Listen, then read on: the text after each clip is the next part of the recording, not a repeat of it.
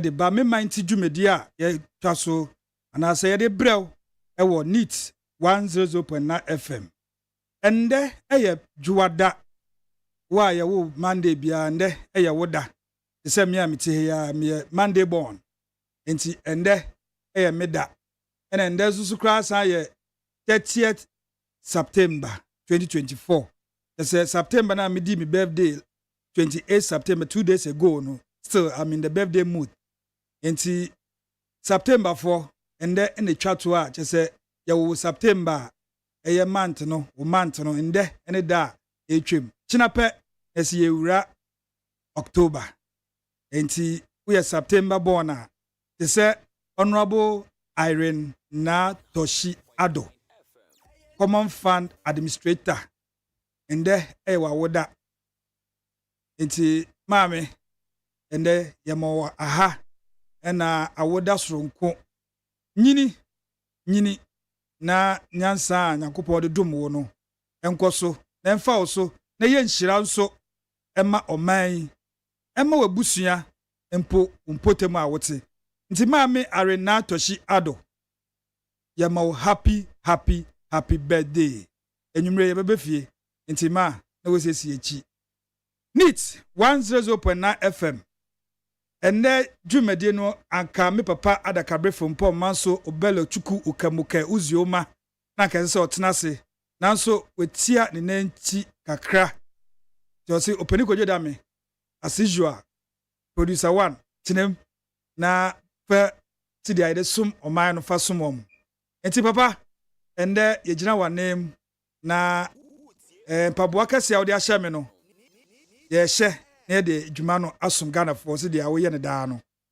na mi mechire no me wo Mark Jerry Osei Ajiman me wo fase the maestro ona obo mechidom ohimeku efriye onso service ye sanso na uba Facebook X Instagram eye minka ne say oba baako ene bama baako Frema is abankro ene nana yaw safo omonso na omobom ho mbodin a say upese obehu ye Facebook a obehu ye live meti we say ohumi a na say your mother Roma ena omopiempie no meni na ekogu internet nso a wo hwe ye bi na ehwa na wo hwe no obetumi asende wo comment o Facebook de bia mesre wo mese enye atemdidie kyerwadwen na yeso ye nkyere adwen yempia oman no nko nanim ti dia program ne di ntino me man nti oman nti o na yesi nkonwa wie ya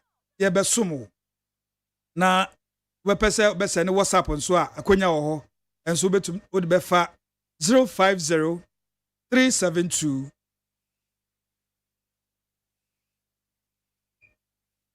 1744 050 372 1744 send a comment ho ye bekenkan ama na dwumane kosu na na also o monitor e bia ankoye no utumi kire wadwen ye bekenkan ama na nda no ye wo interview mienu ye hwe enra Alan Martin or the leader of the MFC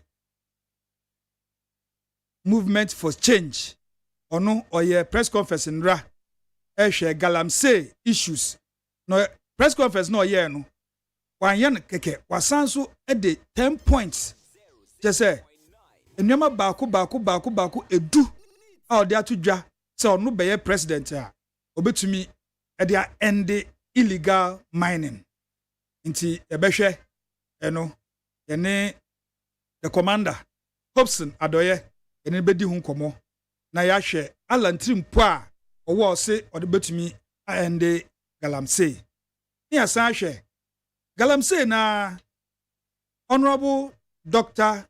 Ayu Efriye Honorable Dr. Nana Ayu Efriye ono so waka bibi afa galamsey hu ye be frɛ no na yene na di hu nkomo se asama ode tudwa no onsan bo ekire onsan entimu bio na yehu asam na puma sibre papa enti nde ye behwe sa galamsey issues ya abe unse galamsey eno an free mu na democracy hub for year who demonstration e dey nsem bebre fifi mu aba enti na say galamsey issues no question ebisa no say aye albatross on our neck ana say as a country galamsey aba betra e konso yenhu bibia ye yentumi yehu bibia and we sura no okese we sura no yese we sura no yese galamsey ababa ye albatross ababa sinsan ekom aya twifa ye bo ana enti eno no wo ho na issue ba kwa eno so ye behwe na wotwi mu a ena international body bi on my post from Outcomes International no mo de abetu dwa say Dr. Mahmoud Bawumia elidi former President John Dramani Mahama e survey na mo de ba no Dr. Mahmoud Bawumia ewini 11 regions they said time omo ye survey no said that day na yeto aba ankasa ene beba enti eno nso egu ya pro so a ye ba be doso mpa na yefiri honom so a omo ayato nsa frɛ omo Benjamin Asare oye Trouble Constituency Youth Organizer for the MPP Trouble Constituency Youth Organizer for MPP obeba fia obeba na Joshua Sika na Nyako ono nso obeba fia Joshua Sika Nate ne de ne Nate onso beba fia from the NDC Communication Bureau onso betenase so na Fifi Ofori Ata of the MFC communication team no ono nso betenase enti dwuma ye di sumu ewie Kunlu Ghana eno mafa ho kanyina enti Kunlu ye dem ase na Kunlu pa che se wo ye oba ewie yesrew na wo temenka Kunlu Ghana ade papa bi abrew se wo ye oba be ma wo de ho but way is for the women or for the ladies Kunlu si ode araba bazen ode abedwa so araba bazen no de bia meka ho nsam kire wo se araba bazen ye duro bia che se pese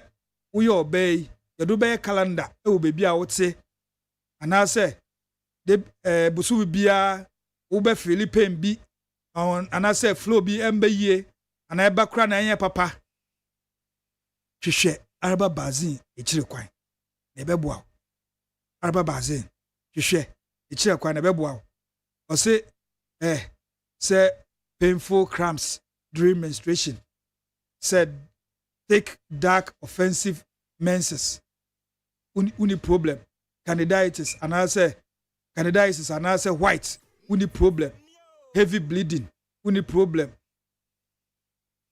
lack of orgasm in sex and also uni problem sexual weaknesses in women uni problem infertility in women uni problem irregular menstrual flow uni problem absence of menstrual flow uni problem nya uhia araba bazen wo baby bia pharmacy over the counter shops even herbal shops in now benye araba bazen ho nti hwe kira kwan na araba bazen emboa na embema no so ba ko a ebeboa mu Mr. Kill.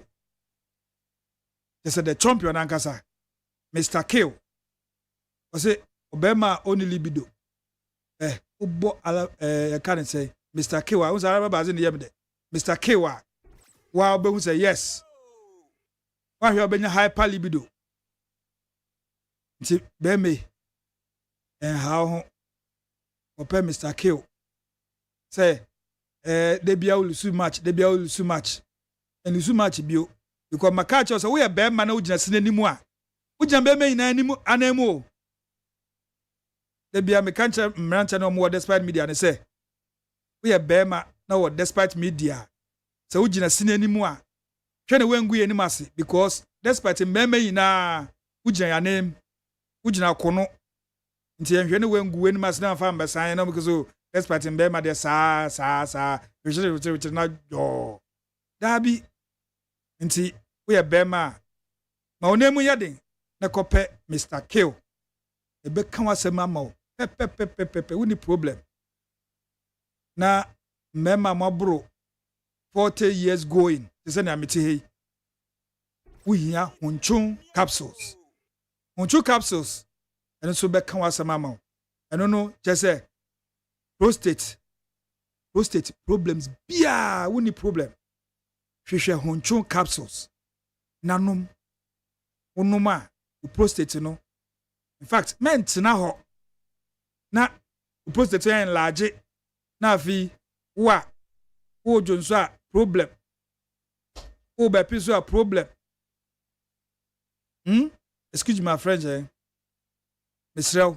hwehwe hunchun capsules na ye show catheter na obeti na make yase hwehwe hunchun capsules na mboa edro ne atwato e king tablet ero de obao bemmo utumi numbi esanse it treats high blood pressure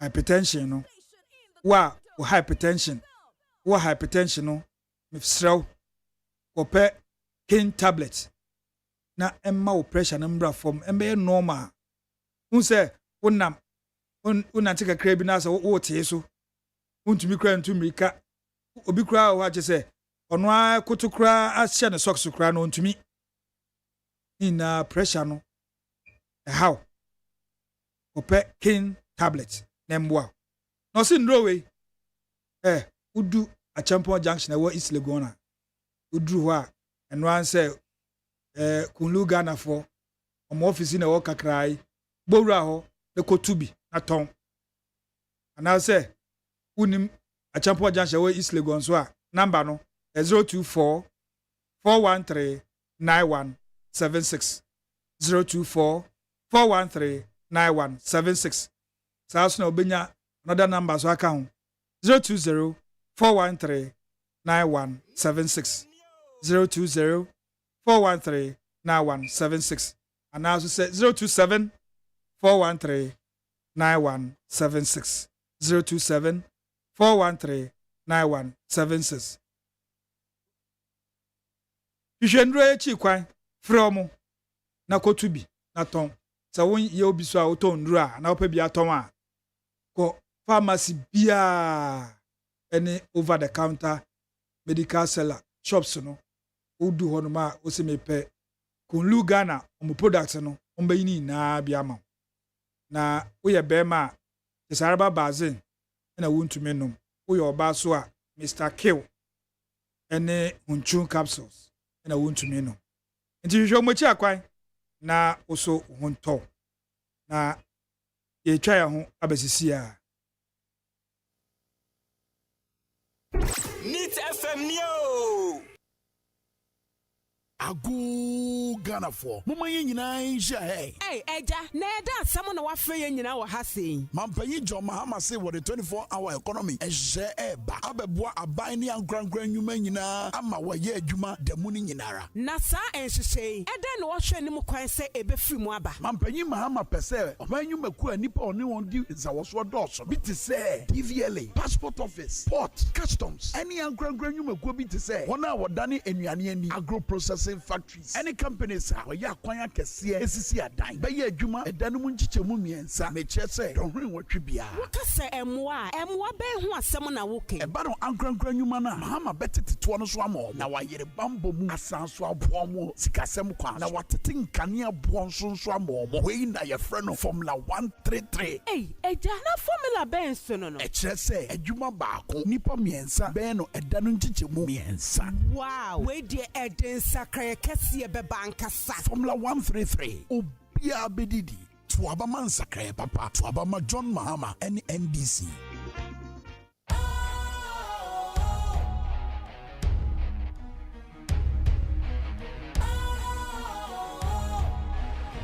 What's cool, fresh and trendy with a new look? Makes you feel real good. That refreshing vibe. Satisfies you right just the way you like. Do you know? Do you know? Do you know? Ain't gotta do it alone. Specialized makes you flow. Anytime, anywhere. Specialized feel different. Always think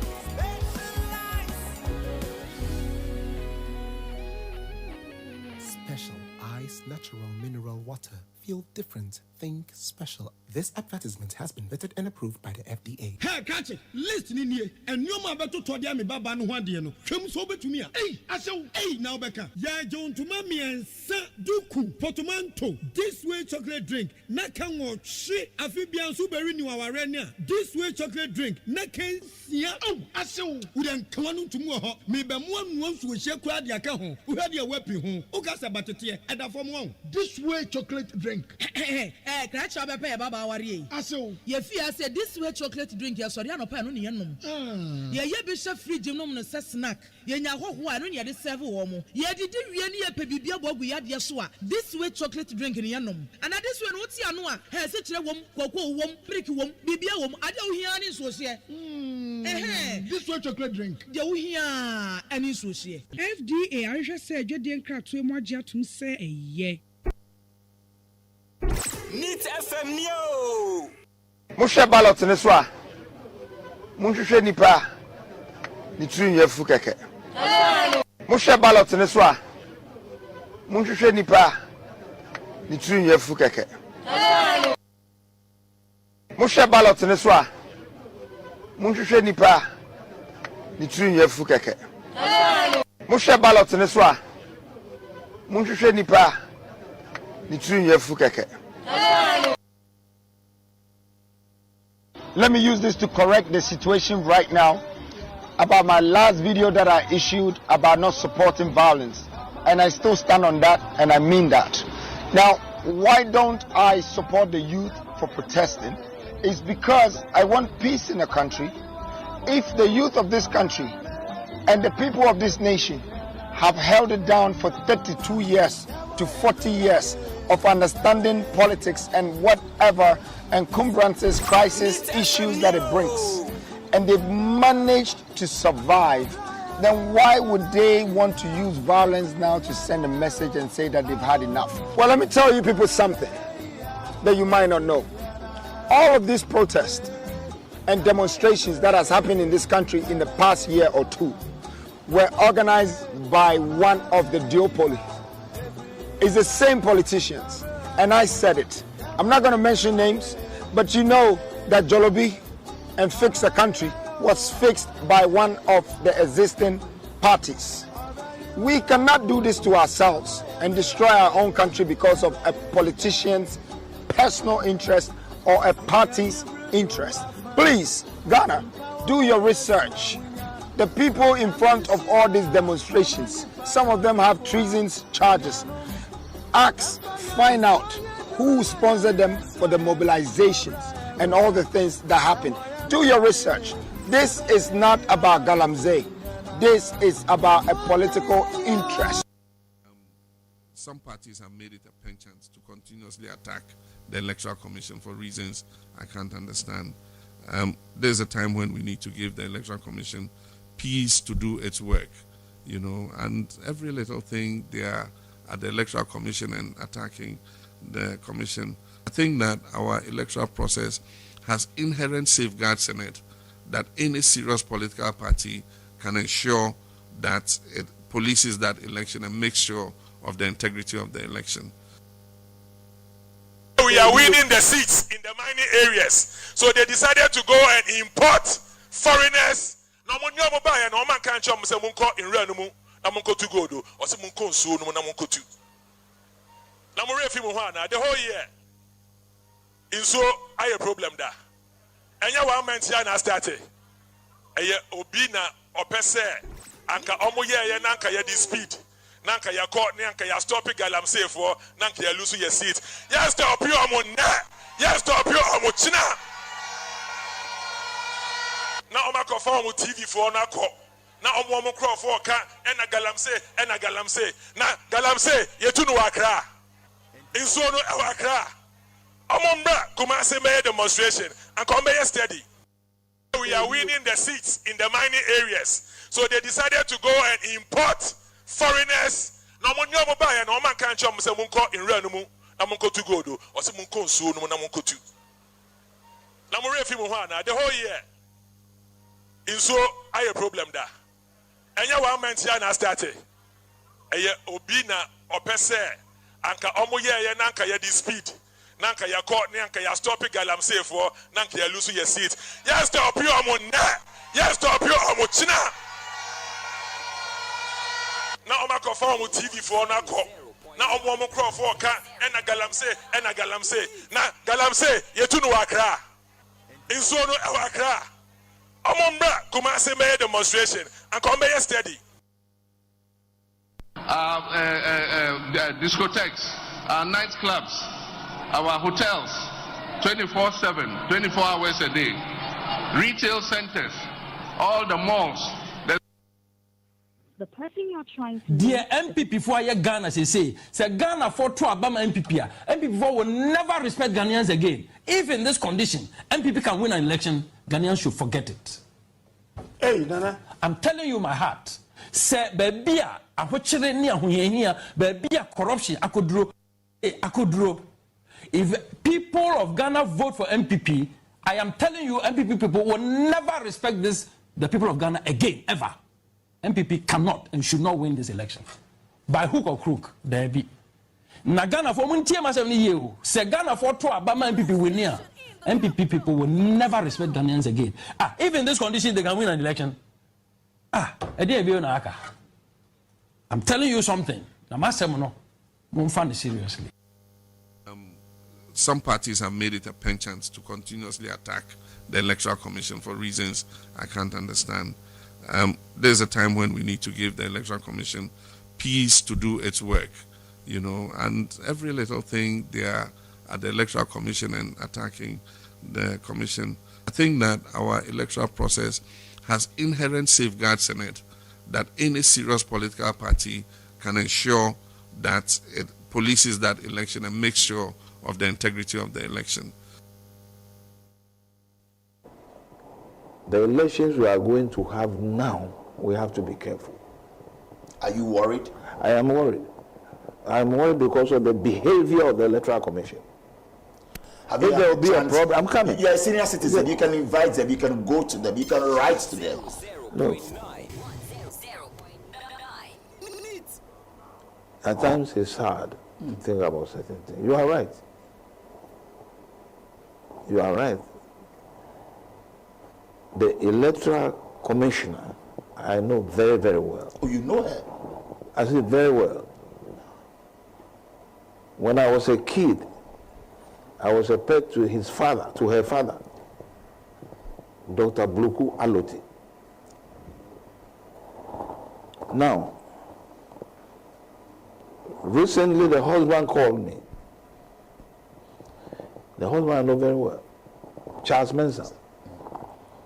I met him, and it was about how to have peace during these elections. And I told him, let your wife do the right thing. You said that to him? Oh, yes. He's alive. You can ask him. Let your wife do the right thing. Because what is happening now, if we are not careful and certain things are not put in place, the Electoral Commission will walk us into disaster. Mind my words, I'm telling you. Are you not instilling the fear in the people? Are you not causing fear and panic? Fear. No. There are wrongs going on. And the wrongs must be put right. You follow me? There are wrongs going on. They know it. How can you transfer a whole group of people from a particular place to another place without their knowledge? They can't deny that. You follow me? And certain methods that they are using, If we want peace in this country, then we must be serious about it. I asked John Mahama one question, and he has not yet answered it. So if I asked him just one question, I said, John Mahama, you have been assemblyman, you have been deputy minister, you have been minister, you have been vice president, you have been president over the last 30 years. So tell us one policy we can associate with you after 30 years. I asked John Mahama one question, and he has not yet answered it. So if I asked him just one question, I said, John Mahama, you have been assemblyman, you have been deputy minister, you have been minister, you have been vice president, you have been president over the last 30 years. So tell us one policy we can associate with you after 30 years. Otherwise, if I do everything now, if I could, what would I do when I come into office? I mean, how can you do everything now? Like AK-47. Suddenly, media encounter. I think.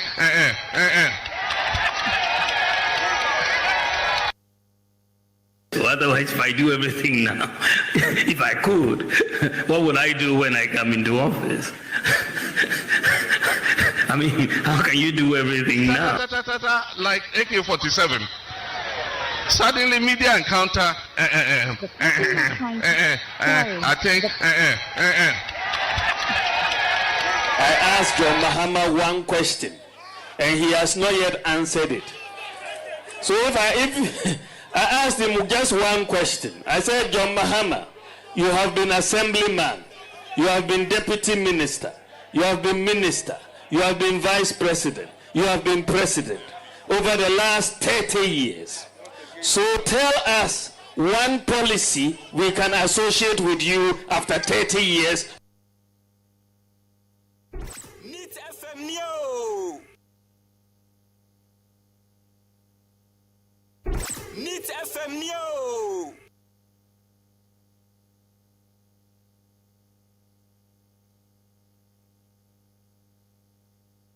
And the vice. What a central rating. What are you doing? Nana no won't show. Nana no one go by. Nana. What are you doing? Ajimai. Baba ye busu. A son at to an name. Biala. Oya NDC what power what to come. Ya ka jinamo. Nana no. Ghana mine. So what blow. So one blow. NDC what power. Abosom. So I do one more NDC. One bra power. Mobile musu. A son at to an name. One more. No one bra. No my Ghana ye. Ghana tap on some. Woman, Kaka don't shut my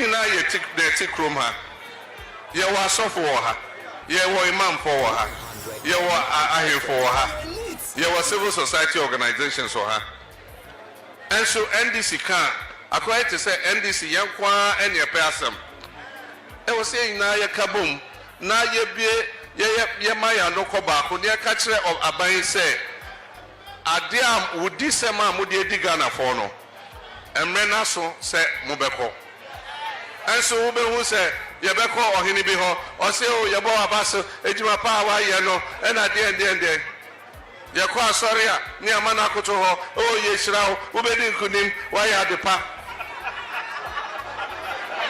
ezu okobosom ha ni ehwehwe ensa egu abosom no so e ka se wa ye ade ye bosom no be di wechi na we di nkunim biom aban fon we wo be di nkunim biom 777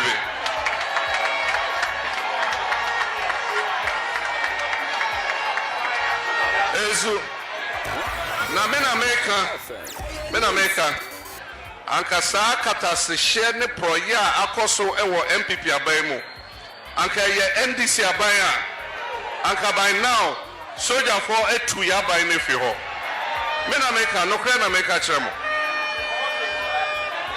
katase hye ne proye ene ewisem ene kronobo akoso ewo baumia ne akofo ado aban mu anka ye NDC ene koso ewo NDC aban mu a anka se ye tu aban nagu ezu na mebia ye obibia ye ka se ye nipa ne bebre ye nya atwom efise wo de hwe me ogidi se NDC na ene be din kunim wa abato num ezu inshallah NDC be din kunim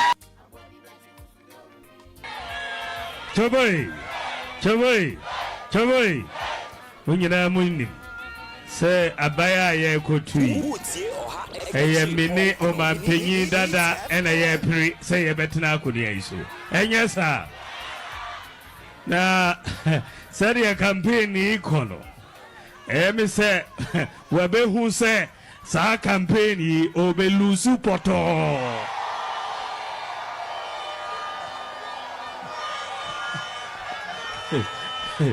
Enti bibi kakra na ni buefu na te se ene wako didi osofo ontem we didi ahimfo ontem we didi imams ontem we didi CSOs for ontem o si omunyina omuye hypocrites what we be that saka say na omampenyi dada simikasa se ahimfo imams osofo CSOs omuye hypocrites what way be that now saying so did the electoral commission at him and then so say MPP government a foolish government hey what way be that where kasa ebe free omampenyin that in enum we must have limited at least some standards of decency in the language we speak as politicians. Election yidie enye ntem didie is about ideas. Only ideas are then you insult people. But who ideas are you present your ideas? Yet your bold solutions to problems. We see a foolish government, but we have created more jobs than your government. We have built more roads than your government. We have built more interchanges than your government. We have built more bridges than your government. We have built more factories than your government. We have built more schools than your government. We have built more hospitals than your government. We have built more courthouses than your government. We have built more sanitation facilities than your government. We have built more astroturfs than your government. We have built more sports facilities than your government. We have built more fiber optic cable than your government. Every sector of the economy, we have done better than you. Now see a foolish government. Every sector, engine I may say, Uji Hundia, Branaya debate, one-on-one, many will bra, Naya debate. Uji Hundia, Bra, Naya debate, one-on-one. Osro, because he knows, sir, I speak with data. Neat FM Neo. Neat 100.9 FM Sunye. Yekoya yaba. Na yehwe nim say yensabeka commander Hobson Adoye ne nedi nkomo efa no ndra. Alan Kojo Chiramatin press conference oyeye say or the 10-point solutions at the ba so be president obetumi e dey end the illegal mining na and as a galamsey na ekuye wo mai mu no or the 10-point solutions no aba enti na ye hwe kwanse ne Hobson Adoye bedi hu nkomo na maybe was one Chiramatin Alan Kojo Chiramatin say so be president or this 10 key elements ebe ende and as all the best solve sa galamse menesi was the first one was 1 year no just say the whole 1 year nationwide mining ban obe hold to all small scale mining activities legal or illegal to allow for environmental recovery just say oba ade di kan pa obeye ni say small scale mining no obe ban it for 1 year na small scale mining no ora John Kojo Chiramatin say large scale for because then ye ni omo ye mutu for me good di nkomo no ebi mu chem say ebi mu kra ho a omo wo license pa omo ye large scale mining so beko na activity no omo ye no kra na ye illegal nti adenti na wo se obe ban. These are some of the questions I can pay Hobson Adoye na ye nedi nkomo adenti obe ban small scale mining pe adenti na no nko na wo pese obe ban tina ka ebisa na senchemi bi wo ho a ode amaye. And number 2 I say obey the demoralization of mining equipment. Now, was said deploy the 48th Engineer Regiment to dismantle and safely store all mining machinery to prevent further illegal mining. Nsabno oboboso a aya na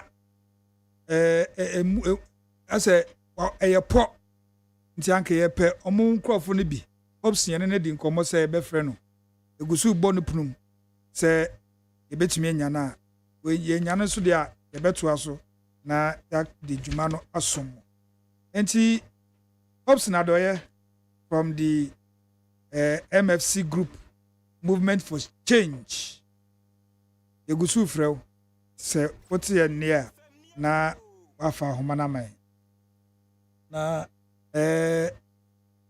yeba studio so a Joshua Sikanate atenase from the NDC enti baby sanadwen kakra efa no galamsey issues besui Honorable Dr. Nana Efriye Nana Ayu Efriye ezo do nsem bi atodwa se galamsey no nya de a omo best stop aban best stop omo nne best stop omo china na ye hwese ono so ebenya no na yenedi nkomo osaye coordinator for 2024 MPP Baumiers campaign na yenedi nkomo afa survey a abehu okay nyamia ya adom yensa ka commander 1 owa homa no so yenindi Alan press conference no nkomo commander pacho emo ahadeba ni TFM me manti program iso commander da se yapim ahoma na ekwan dem a ye no ba bedi nkomo aha enra honorable Alan Kojo Chiramatin eye press conference na press conference no na yehu se eye galamsey ene democracy hub for demu omu ye na dem pa ena na Alan Uru Alan pese Omaimba Asuti Mayentio. Yo, but that's it. Medical answer Okata Fadumamino. In fact, na one day Nagata Nijina Galamteno so. Democracy have also a massam a buy. Nadana dear. Now Okate and Colano a war the right to demonstrate is guaranteed by 1992 Constitution. 1992 Constitution says you have a freedom to assemble, you have a freedom to demonstrate, you have a freedom of speech and all those kind of things. It is more political partner. Na mwati here, see a befaha, no more year, no more for my first day, second day, third day. Na say, bibi anti me uncle suya. Yes, obeti me atwo maso, enye senye apapa kudri. Basana na the fundamental freedom no. Na just yatena so. Adon so the constitution no e makwansa. The santi ado kasapam ada otu attorney general for se ebeya onko court onko file ne lawyers no kanu no le prosecutor na o ntwasa yinumu na nkwala no enyo omufa hundie entita nso na nkwala na lawyers nso so eko so bokwa cover yina manu nkonko gina ho nkonko kase ana wo mpede ama court no ensista decision no because say a basa dia na nkwala no freedom no o matena so wase one nkwala no eja adwene in the sense say yes youth no o mo na o kina ye o mo dia da kini ye youth ni dia sa na mre bia na ye ka so if the future belongs to the youth adedina future no wo say no sabre e do say future ni sabre ya you know omo da kini e wo hefa sense asia yena na numu giant yet mama kwani at say no just like that issue a nyankopo de ache ye say ye num na ya say no ye di enura gugu mu ni ade ye kwa ye nso so a ebokro no hu bai ede so a mo guram akwa say ni na o say emfa kwan mu eti ese omutimi hwe that's how you know etimi apostle that is the democracy hall. Okay. Now, maybe yeah, democracy hub for the moon kakransa. Who said democracy hub for it is an hour kind say Uralan editor just say Embrante kwai any police tenasi. No more here say a befa high and for high be raha be we yen. Yes, police at Yasia mom. Now near sea war on the ground no. And also no police funi who are say ombetumi edo mekogina mbra no esan se yahwe ne see video se ba ya atemdidie ne omo block kwan odem abo etutu akwan mu no ebi mu da kwan no so ebi mu bo kra wo kwan no so a ebi kra tu police for mo card key edi dwane a eno no emra ntumi ene omo ndi se emra ndi obo betia enkon de den sa so ho ne etiam ne didin obi tate omo sorry ya no mo se omo juma bia ye ndo mo kwa kwa esa na eye bibi ntia sa juma na omo ko di e no omo dia magana ko nyina o omo dia magana ko nyina so woni e no se onti mi nya kwan enko street ni bi to no asori so kwa koye oye atwe ye kesen abai na dwene abaso because who need to me for best purpose ade no ono Wall Street so no oni to me nipa wo to me e ya ban obi a fresh e aban declare state of emergency let's stop one omfunye eti demono ebeboa so we dey no na demonstration there etoda never be say timidity but I quite remember 2016 yeah doom so the movie wo kumate that time na Kofi Boate and a regional commander you no was say tete such the more so like or this carbon on organized was won't be that. Do you know what we did? Yes, say you drew a dumwa. Your position grow for you at Apo. Your position grow for other places.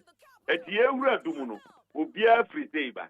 A person for the bow of they are taking over a do. Who be a departed free band who control. And you guys away no be free labor and in the Kaigao. we did all this. Ibia di hoduma eto yen. Obia di hoduma wote yen. Obia ni hoduma wo yen. Na no mo 2012. Ebe 12 ba di we ka se enya yi. I say Pakoye Tahiri Square. I led that thing. I was second. You could jina ko ye did there. Would you say journalist phobia and for bubu mu papa or mu ye can say a windscreen near the windscreen near the baby find the channel. So the channel. And to be the baby anamika said demonstration a toda won't plan is a walk could this morning. But on the ground be betimeti that didn't be doesn't call for some of these things. But you see, well, men conquer more and the lady beer. Nina Ebwa. Because the 2 months to elections that say now here or the other there is up to you. So on the channel. And the Yanka say will be called demonstration and what says but on the on course of not say the bits I don't know, the panel as I said, who said what is also our right to the freedom. So our right to the freedom. Any other one sorry say, oh, what about the Munchi or Bibisa? It was planned said, let's go and demonstrate and then draw government attention to stop something. Tajumano Mudino, a stop police for an answer. That is a for an media for Ebebobia, including the politicians. Including the politicians. So we baby say demonstration the crack say kosi saying. The crack or Matis almost Thursday from almost at was. Now me Thursday don't remember to me and Casacra maybe any home. Sir? Maybe any home. Because we need to stop this galamsey. We need to stop it. Maybe any home. Yeah, Alan Semantin, running mate, KWADWO. What's your maybe any home? We need to stop it. Don't see Anna Alan at the 10-point solution at the Abba. Yo, we need to stop it here, okay. If say Alan, if me what time out part, don't worry. We need to stop it here, okay. Honorable Dr. Nana Ayu, a free year. Waka Sembi, Tina, na me minjo comment kakrebi. Why? We are winning the seats in the mining areas. So they decided to go and import foreigners. No mo nyomo ba ya no man kan chom se munko in real mu na munko to go do or se munko nsuo no na munko tu. Na mo refi mu ho na the whole year. Inso aye problem da. Enya 1 month ya na started. Eye obi na opese anka omo ye na anka ye di speed. Nanka ya court, nanka ya stop it, galam say for, nanka ya lose your seat. Yes, stop you, I'm na. Yes, stop you, I'm china. Now I'm confirm with TV for na ko. Now I'm one crowd for ka, and a galam say, na galam say, ye tunu wakra. In so no wakra. I'm on bra, come and say me demonstration, and come be steady. Anyway, and honorable Dr. Nana Ayu a free year. Eka. Say a plot be and I say agenda be the more set so that I buying a quack can say Gidibino a stop one, no more stop one net and stop one china. And now also say oh Babwa a can say democracy have for Emma or more demonstration. Number Mokumas because you kumas the Mukwa a better be kakra. What's that media for me a coward to buy? I hear for media for what's that me a coward? Yeah, then. Mo, I said we are okay, cut straight away, cut it. Papa, watch me lose ne seat, immediately. No media never go to know. Ah, and then when I mobile Yahua, a Yama, a Mampati. Argentina, the whole chapter 12 of 1992 Constitution, they are dedicated to Yama media. People are not doing your work well, said the government in Yanajumano. Ebina, my fro, I knew do come my boy. Me say. Yes. More jam or do media. Ah, that papa we get it said, I stem with that statement we can so lose the seat, Can so lose the seat, one time. Ah, how can you say that? Share MPP, Echo year campaign, Ewo Galamsey area, Edit NDC 2016. Emma NDC for Lusu mining communities in Ina. And it Anna 2016, Yaba, 2017, now MPP were commanding lead in parliament. I don't know who say, that's about Mokatre Ugrano, mobile and more yet the Western. So, MDC regain back some of the things. Now, what say? Because of it, I will paint, and the yen stop galamse in net, yen stop on the China. Look, Ghana for, as I said, Mofa, ye fire one. As I said, MPP Timmy lose this election for all because of that statement. Why? Check and comfort you on money in your report say, Obi Ogra, Oba Wodograno. Now, Aqualad inside a four. You say, Aqualabi or Yawodograno inside a 7. Need deny the effect of the chemical tonight. What would you go in Sununo? 1 minute Ghana. Chese, what person win election? Now, there's a Ghana for taxes, which mean any BT about who told you. Ghana didn't life on a year. 1 minute. By the way, we can assure him, say, demonstration way. Say, maybe Nambrepa, may organize you. Now, no step, no bitch, mammy, I am, or me, you come at in the or two for say, or he didn't be our Pemma 2 Galamse or Assassin, so you bet 2. Now, MP, what you want to more add disrespect or 2 for.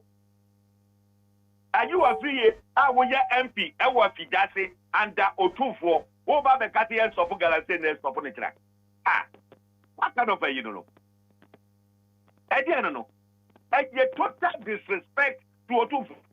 Total disrespect. Say, Omofa demonstration number Kumasi. That Kombe steady. What can you do? Every year, what can you do? What is the AFAC? Demonstrations are here or gather every year. What a hypocrite. I didn't know better what you Check. Alan, Eddie, and Sichayaba. They just say no. I'm your boss in Joe. Ghana for Obono, Ghana Dom Makumasono. With him say, Omobe Tuabano, Edja Malan Tremantin, Amia Timmy, Etsy, ye, Sagalam say ya no quine. Abba, Yesu, F1T, ye quiet, ye Tima Bohubine. Abba, you to know more engaging in Galamtino, or Mwanka Satibaba Beyomu Company, or Buya Jumasi Canberra or Mubotum. Dan say, ye politicians say you are free, Ubeka Grano, they be grandpa, now money nampum 822. They will not stop it. There is allegation about government officials and no move our move to any other. That is some Bobo Bongo for busy. So on the general. And yes, stop on there, yes, stop watching. That would be a Mumu bottom now. Add that in the moon, you know. Yeah, Allah, I think I hope on a 10 point. Point number 1. But say a ban for a period of 1 year. Of all small-scale and community mining activities, whether legal or illegal. That is number 1. Ghana for Etuabamana. Anything activity bia Efa Galamte, Ewa Antrate, or Beb Pandino 1 full year. Efa mining one as a Galamse. But say Galamte, or Beb Pandino 1 year. Yes. No, Obabane mining and as a Galamse illegal. Yes. What's a complete ban for a period of 1 year? Yes, I have it here. All small scale and community mining activities, whether legal or illegal. Whether legal or illegal. 1 year ban. And one no. Now. Say, stop how can you determine say where you're legal and not say illegal? Yes, say I don't know. Now large scale for us way. That's some do beja Oh, maybe me ta interview say na na me po. As na me kanu, ma kan ada be chire. Eti ne me ye na se wutie. Eti se wutie. Me a makenkan ena makenkan achire tie for kra me ka say sa point no ya no ka say bibisa o kwase do dey tie say o say ti o you come mining na you large scale na you small scale. What you say na galamsey for so ehihye. I mean say one tie die wo dey tie ma me nsan kan bio. Yo, you tie. What say a complete ban for a period of 1 year of all small scale and community mining activities, whether legal or illegal, full stop. And the small scale mining, community mining activities, 1 year, you're banning it in. Large scale, I'm going to go to pneumonia. Are they or babes ever say you're quiet in the yana? Something no. The answer is no. So you cannot ban them. Not just a small scale fund on omo ko ya kwae mu no. Womo na ekwa womo na omo say yensu. From Kwame Nkrumah pencil or more to gold, to gold. Abasa. What who say yensu said that? And the president go for who say that yensu e wo Nkrumah say na say. One is by who say that yensu say. Okay. I didn't see na failure agents them. That is number one. Every declared state of emergency. Hold on. You declare state of emergency. You come out for better. You curfew. Then curfew time was soon. Ubi at the 24/7. Those areas, water bodies, forest reserve. You cannot. You dare not. Put me. That is number one. Number two. Yabaya demobilization of all machinery, equipment, including earth-moving equipment, and any other form of machinery currently in use, in respect of small-scale and community mining, legal or illegal. And you go we was a small-scale mining at Miyaji. Oh, yeah, small-scale mining. Oh, go to Galamsey, and I'm a yeah. But there were MPP in phobia almost small scale man and so mutu galamte. And the microphone in and machines are put to a war ye quite your money yen so winina. Ye bet sitting in a quapo baby. Na sa a jumano or one crofua or the best of Munta. I'm on my. That is focal point number 3. 48 point engineering. Number 3. What say? You better take inventory, storage, and then preservation of all demobilized machinery and equipment by the military, specifically the 48 Engineers Regiment. Okay. All such machinery and equipment shall be properly identified in respect of the ownership, location, prior to the demobilization, and full description of the state and condition of the third item. 48 engineering engineers regiment no. Yeah. Omo adabe take it away. Omo some machines ni na akwa baby. Ye pick machine we ya hwan dia. Bi ehun ni pakro no. Hefa and ye pick machine free ye tie bia atiavi forest na ya tro. Ana ne condition ti say ejaduma kama bibia ohodum dia take it ade we na ye de akwa no. Let us say you share the next line of action. Okay. Then number 4, was say a complete restoration of all river bodies to reduce current stability levels within the period of 1 year. While the ban is enforced, the exercise will be coordinated by the Water Resources Commission, Environmental Protection Agency, and the relevant regulatory institutions, as well as the military. Eti sebani say ya. Ya bandi yi ajiji machines na wie no. Ensi hwa. Eti afe de e ba behwete. Kwan ben de e befa so a ye betimi ahwe ama nsuo nani ate. Kwan ben de e befa so a ye behwe ama ye kwaye no bibia etimi atoto sene eteseto. Eti grofo a ombeye no. Water Commission for ne can say EPA and the military no. Omo ana omo beke amasadi we nyinaye. Then number 5, complete restoration and regeneration of all degraded land sites within 1-year period of the ban. This exercise will involve plantation development and tree planting on the degraded site and will be coordinated by the Forestry Commission and relevant public sector institutions. The giant are in you make sure, sir, you quiet now, they say, Nijina say no. You have a plantation, you bet my castle, you could be at these specific trees, baby, I say you be a me, you be a me, yet you have benefited this country within that period of 1 year. No, as you see, Pia, now you be answer, just see you be an keke. You were near friend reclamation. At the I'm now yet to two, you cover in an idea, at 1 year no person, now ya start now as saying, not back to life. Ama Ghana for at home. Number 6, the cancellation of all small-scale and community mining licenses issued within the last 15 years.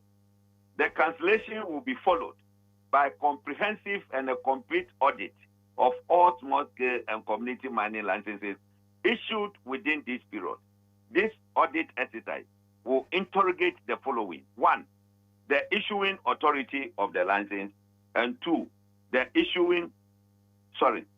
condition associated with the grant of the license, including but not limited to payment of license fees, compliance to technical performance requirements, etc. So that why yes, I don't matter you. Afi will be a yama license to say Fakokotu good, either small scale or community mining. You be cutting immediately. You be cutting for the past 15 years, my license be a between. You be cutting no, here come na modeba. Oshe from Kwame Nkrumah Pesu sa Beti say John Mahama free abaimwa. Na 57 licenses. Small scale and then 57. Mining licenses no. Yes. Say abayim kwano watwa mu 1000. Aden yeah. Yensu edi yeyi ewo hono mu a. Eti wo twani nyina wo twamu anaje se ense se enye se ebia wo nsanka biemu. Wo twamu wi a wo ba be odete. Wo bi o grampo a wo be hwe na wa kwese tokura bi mu. So no achocho bibi wo mo ba dia melantin nie. So on ete no. Na odi diguma wo hodum. Ebia enye do krense ya issue license no from Minerals Commission and say Land Minister anama sa approval. Eti yehwem na mo a genuinely unya mo license no. They are hwete wo license na wo je no approve it no utuaye. Se utuaye, that is number 1. Now wo kono ye ka say yes ade we utimi ye. So utimi ye ya fine. Then it means say buying betimi a renew based on will request now the buyer would say yes small scale, but won't conquer ye galamsey. So they tell then ya check no. Say won't ya yidia, then one no, ya to what baby crana Ghana etimi accordingly. Wait now within 1 year. Within 1 year. Now near me was he said any difficulty in the now anyway, yanko number whether me are better as here. That way we got away ya. Insurance di better any quiet never restore no. And 1 year at least what Indiana ye be duano any 1 year no na gina I just take you off fine. Any 1 year no na yen sure and then I done it to say below Pampay. Na ubia who say insurance take kama any other. I can tell you that's yen two amna yen kotu to ateche yen kotu to yen sumu e mane nyegya ye ma ye ho be ye 4 months 6 months ubo hu sensu nani e da ho kama pa e je be dru 1 year de ubo hu se yen su no anya the glory ana e wo de da no se ye twa ya suspend licenses ne de guy ka ho de or no how many days anya 1 day just 1 day eti be mane nye hu Number 7, point number 7. The deployment of all young people previously engaged in Galamsey to actively participate in the plantation development exercise on degraded land sites as a livelihood empowerment initiative within the period of the ban. So 1 year now, yes, you abandon. Yeah, you to now or move in real world to Galamsey. Or move on with an FA. You better register or money now. Plantation na ye ba be ye no ye ne omo debe obi o ho a ogoko tu go do na o tu abobi o tu adesa na ya man 100 cedis na wo kofie it is abanse okay tete go do na o tu a ye ma 100 cedis a day no bra mo ba be duadua nua a day ye be ma 200 everybody will be willing to do it eti ye ma won konko tena fie se wakwa tena fie kekere e komo ene wa na se bibisa mebo sa sika no Alan Aban ekofa wa himfa de amankofo 200 years. This nonsense is I can't say this question is excuse my language nonsensical. It's nonsensical. We say President depend to the bottom no there ejuma obromati. Are you not paying tax? Will you stop paying tax when Alan becomes president? I say obi ka say oba ye free agents. Ye bisa na say obenye sika wa hin. Na no ya ban. Please. It's the same question. Yeah, the 200 cities. Who be that? Obeje sika wa hin. Was it 200 cities a day? A day. Nti yes kakuma. What you say? Yeah, it's you. Yeah, catch serious. Yeah, mamu reduce no to kwanchen yisa, Mr. We are talking about serious business. Yes. We are engaging Profono on the plantation, and every day we'll be paying them. Now, a little higher than a galamse nana or mutunu. No more with that galamse no grano, no more.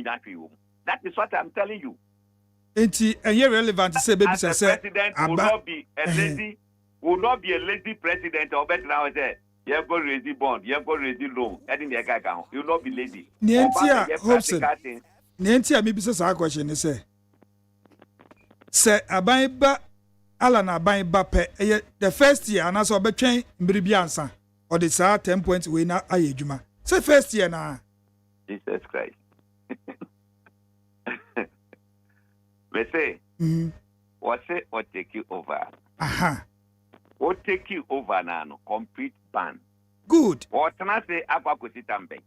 And so take you over now or no bandy. Na enkrofu kwatine fia ono anim se kombedo mu. Nti na mi bisa o se obenya sika wa he. What's the question here useless? No why ja with taxi pia. Me bisa. Na enkrofu mo import nu amadiba krom ade no mo jai. No my Diana. Internet say on for Mbrebia and Parliament and also bet it is scam. Oh. Need to family and come out moderate road. Are you with you, Mr. Jambutre? Why? Ghana, you will sika. You will sika. Now so Mbra de sika some. I'm ready to do today. I buy an employee will be no card at the Nemra. What are you talking about? What are you talking about? I buy an employee the party. Monko Namonko, now in Riana every day I say, yeah, you want there to on your yes, spending 40 million in the guy. I'm not being a dear. Hopes there was a winning novel. I had the Fufra Alan at the Fufro Alan Obi Bida. Alan, so we near also the Babani first year. So 7th January, yes, when in take it off. And anytime I may be sad this question, no. Me say, Obia, you didn't baby 7 January now, Obit met Yanko Foka January, Obit Yaka February, Obit Yaka say, Obi Frakunyaso. Wo ba, and yet over Patica now deba, and ya Wautica now deba, and ya Ghana Fusika. Ghana for every day they pay tax, every day they import. Omutua do tisinia diade Ghana wo sika ebetimi dia ye ye wo sika ebetimi dia bo oman no ho ban ye bo asase ni yesu ho ban a ye better say amanfo be wiade acho mbodom ye better say amanfo be stay sika under the guise of corruption so ne tie no e to no me ye na emma say ana obeje sika wo nya na say yita sika no wo ho a ye de be ye sa adwuma no amadwuma no atimi akoso pepepe eni ade eti branch no adan ya wo hoyi yenye afforestation program forestry commission omuni budget omuni afforestation program so what are you talking about enti omo budget na omo ye se mo ba mo de bi be ka ho san crop na hu ye so me ye clearance from the finance minister answer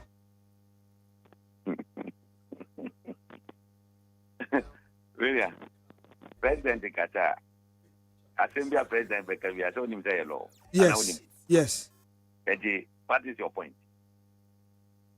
What point pa what how pa ma for kata o ya support ye dey me ya support ne say oman ye yetimi sempo ye befa anasifo atichafo whoever aban be employer no omo twen me clearance e ba ansa ya employer mo which I know for a fact until me be house until say wona say o chem so mo aban ne ba 1 2 3 measures na mbeku kwen ma benye sika free wo de ekotua what you say me say wo be piata nke benye sika kotua wo be piata ayo ye guzuti o sana me ka cho na ya bia ye wo autopilot de yi say je enu a sa na dabi ala wo ba enye sa de o da de enye sa de no wo ba be ye adwuma ama Ghana atumpon wodim kwan o paso a obetima critic Ghana po yenko amanonete e fa kobobosia ala ba do di wo kan first 1 year bia obehu ne ebeti okromase eti wo se galamse na ubia ka hwasem GJA awoye member mo ka hwasem was 90 mo ka president say one declare state of emergency na president bu president and change na no adi o wa bi won eti ala so oba obeye eti nya sa gidie no e wo no number 10 number 8 afi why yes time number we na awie no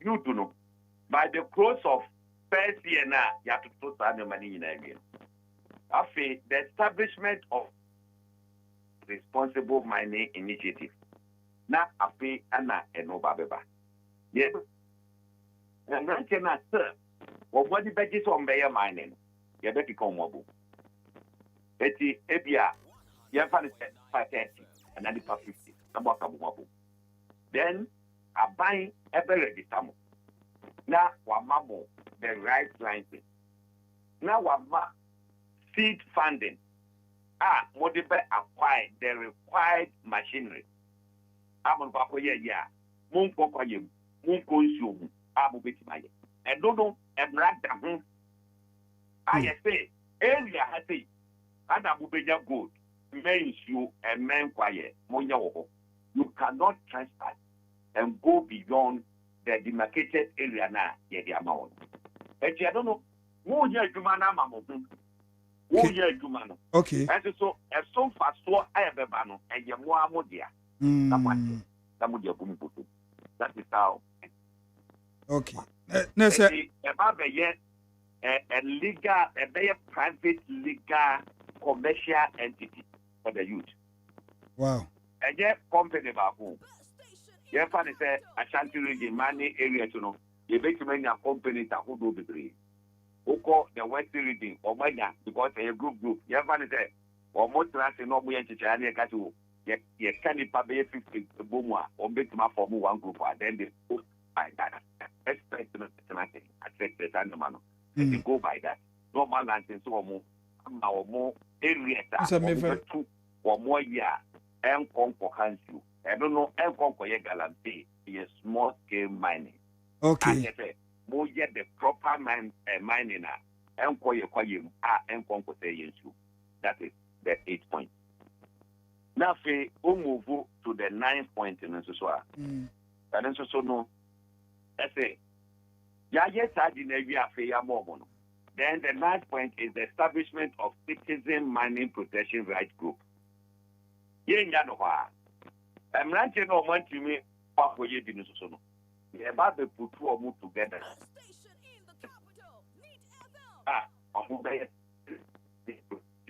Right group. It's true. It's said in the ABA, Yafa community police in a Mubua police one. na ya fa ne sa pepepe ke omo sorry a no wa ko petrol e wo be bi omo ye mane a che se ra ye dia mo mu se montimi entu nko ha montimi nye sope montimi nye tenu omo to pepepe ye hu se babum ra no so a na group no that protection group no omo be bi on be omo report ako then impeni for abom the one that move to and the asutwe bi o mo de be mama no mo de amam any ade ye yes ana e be boa ama se ye start ye aye stone okay me e ban ye pa okay then the last point introduction of a new registration and regulation that will impose complete ban on mining in river body and forest reserves. That is also no. A brother ebano. They say untimi and main sukura. So up the mining. Untimi ngakwa yibu. Now sanctions na edibano will include life imprisonment. Okay. Yes, that's it. Ngakwa yimu. Eko post. And they are so people to go. Near Chiva, Ubeko prison for life. I don't think they'll be wrong. Yes, that's it. Ubeko to a candidate. Good. It will assume. Now we say so. No, Chiva. Ubeko prison for life. I don't think that Ubeko. The only people who do the grab on the another, why are you saying? Okay. And the time measures we are. I think that at the boy. Ama yetimi abu boy ya yuhu. Okay. And yadasi yadibesi ha na. So that was it. Answer I'm going to so. Now let's take Ghana for the mutie near yabu boss here. Let's say oh kwa bano na utuno asiyewa. No and the day is share papa beba. Ama yetima kwa yedu. Eti Alan number 13 eye asiyeho. It will be a moment they said over to. The different media. Moko here a meeting or staff committee. WSO item 13. Item 13 no yabompa. Tell him about him. At least Anya Fino will be able to do Anamiwa. Number 13 Island item 13. And you was when honorable a free year. Ejina Homano so also person clarify nyoma kakra. Na okay. Honorable Dr. Nana, are you a free Ipacho? Good afternoon.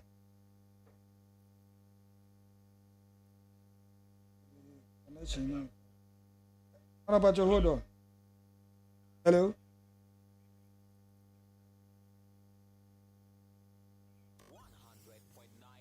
Hello, Honorable. I can hear you. I can hear you. Good. Yeah. Poor network area. Why? Yes. In your challenge, Kakra, but MCC are them. Now, Honorable, Onia, Mamimbo, wa one there. Now, would you two say one or cancer? Your trunk of see, you. We are winning the seats in the mining areas. So they decided to go and import foreigners. No one know about no man can't jump say munko in Renumu, Namunko to go do, or some munko so no Namunko to. Namurefi Muhana, the whole year. In so I a problem da. And ya one man Tiana started. A obina or pese, anka omoye nanka ya this speed. Nanka ya court, nanka ya stop it, galam safe for, nanka ya lose your seat. Yes, stop you, amon na. Yes, stop you, amochina. Now, I'm going to TV for now. Now, I'm going to crawl for and a galam say. Now, galam say, you two know Accra. In so no Accra. I'm on back. Come and say, my demonstration and come here steady. Honorable. Yeah, aha. Any aya one day. The question should not be an area. Okay. Is it correct? Is what the story that is doctored?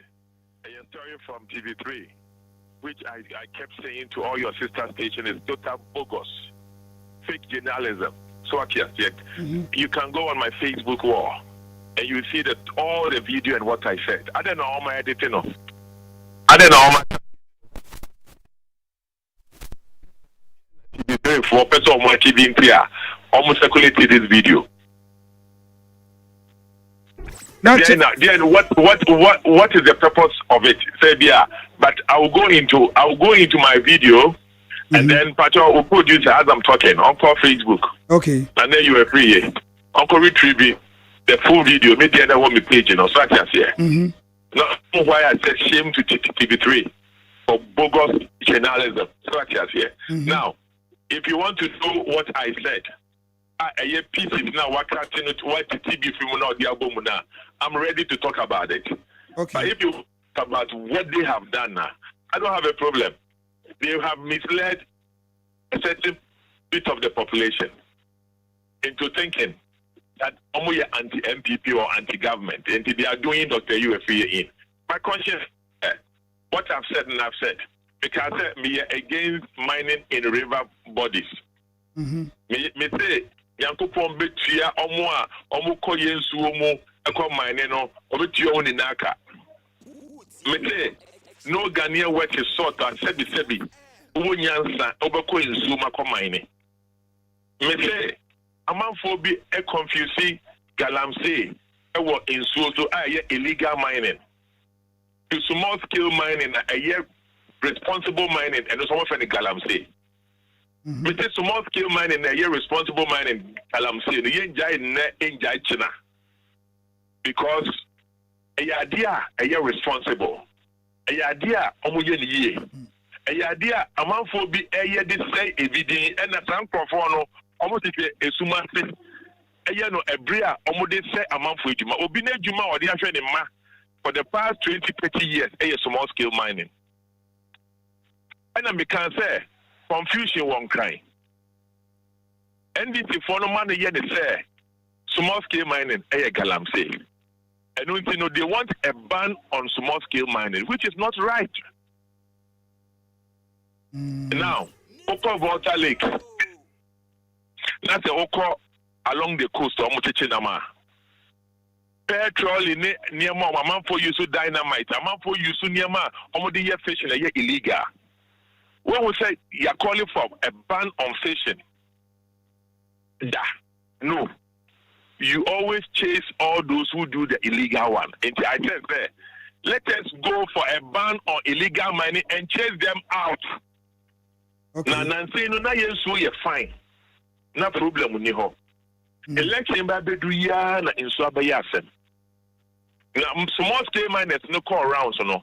Omoko chain crop for. Many of them are foreigners, and that is where I went political. That I said, sir, NDC for me was idea with you. That is where I went only political.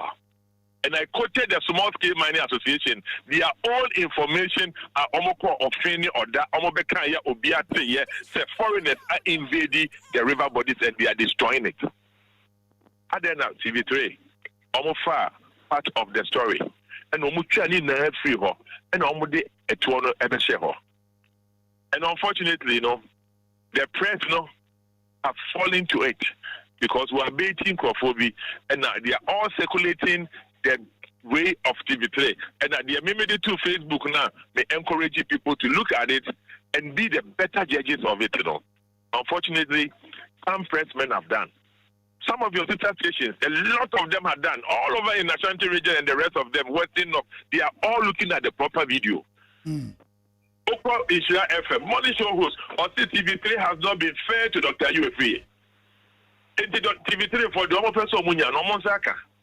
But as I speak to you, my brother, Odia Opa Munya education, Ewa Accra, many people don't know the difference between small scale mining responsible and illegal mining at a river body. The mere fact is there, you're from Kalamse, no, only need now boom.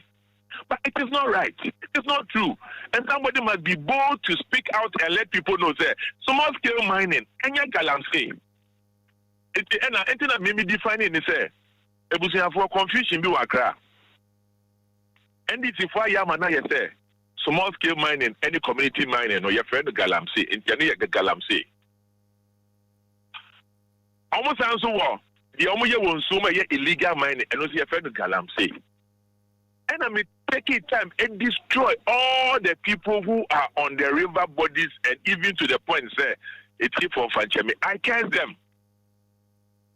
And I'm about to galam say a year responsible way to there. Yen Jainin Jauchina. And then on my fans are big, no my fat esro, no mudia boom, and on my canisa. That's irresponsible journalism. What are you responsible? Honorable, and rather than a pension because Ubo voice in the pet no bia say a deliberate attempt by TV3. And I am prepared, say, let me share the original one to ODAME, your producer. You see for yourself, say, your Makani Nano is in this one. So how come, say, at the end of the day, no, Omutimi be free. So how come? So Omu Tranketi, no, TV3 for per day. Then Omo pe, and I no crab and I want to yeka.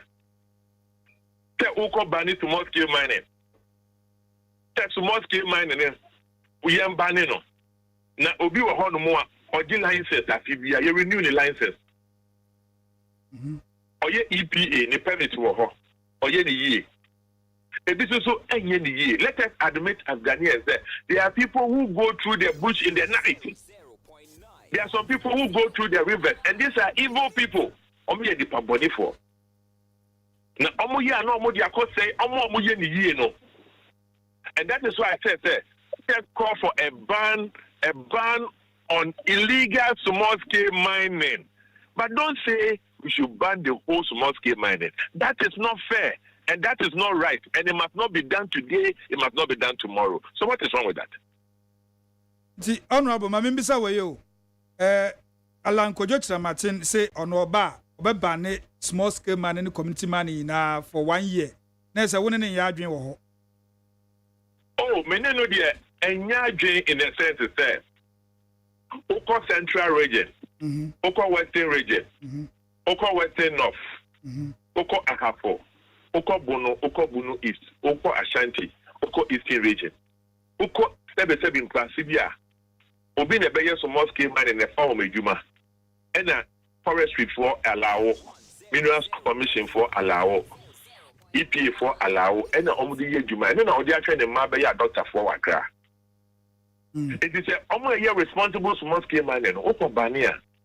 You have not been fair to them because they are people giving them bad as a Oko water lake. So now Oko ye a man for illegal fishing.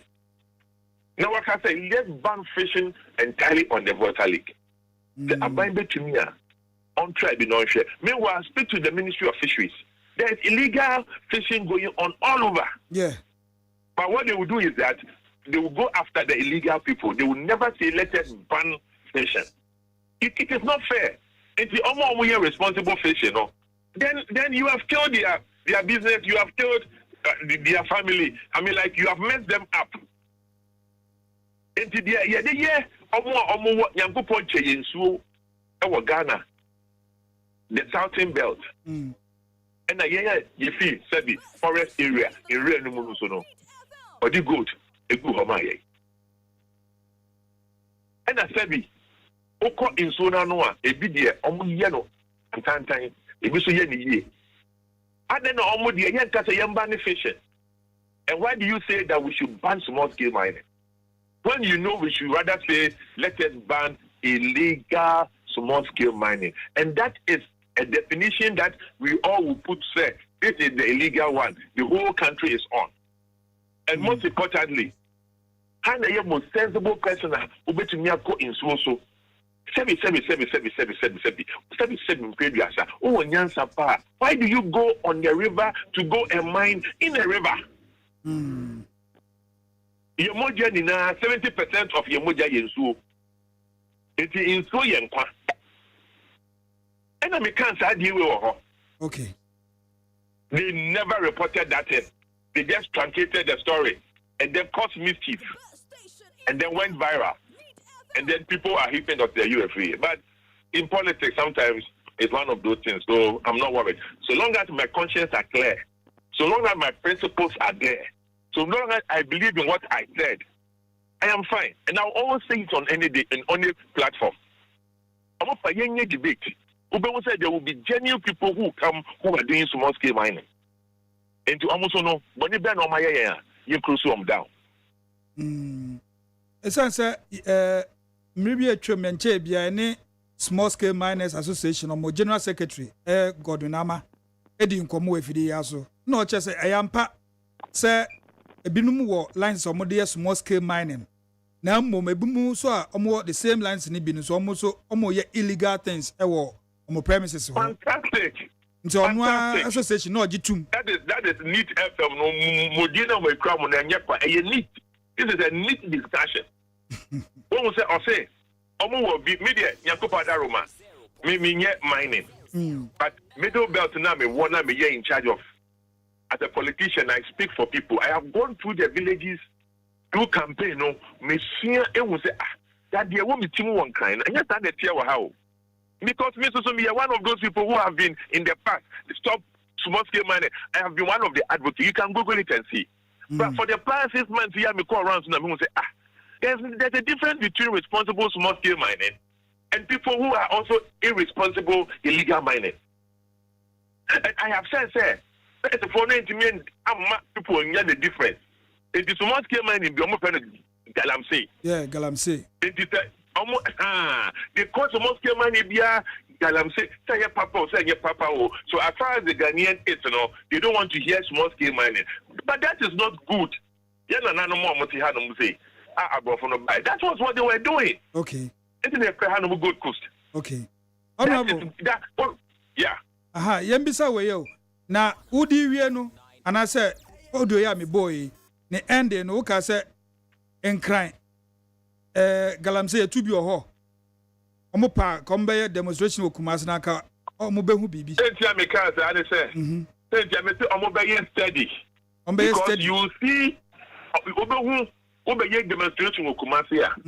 Obenya omo efin konketu emu a ewo ahafo.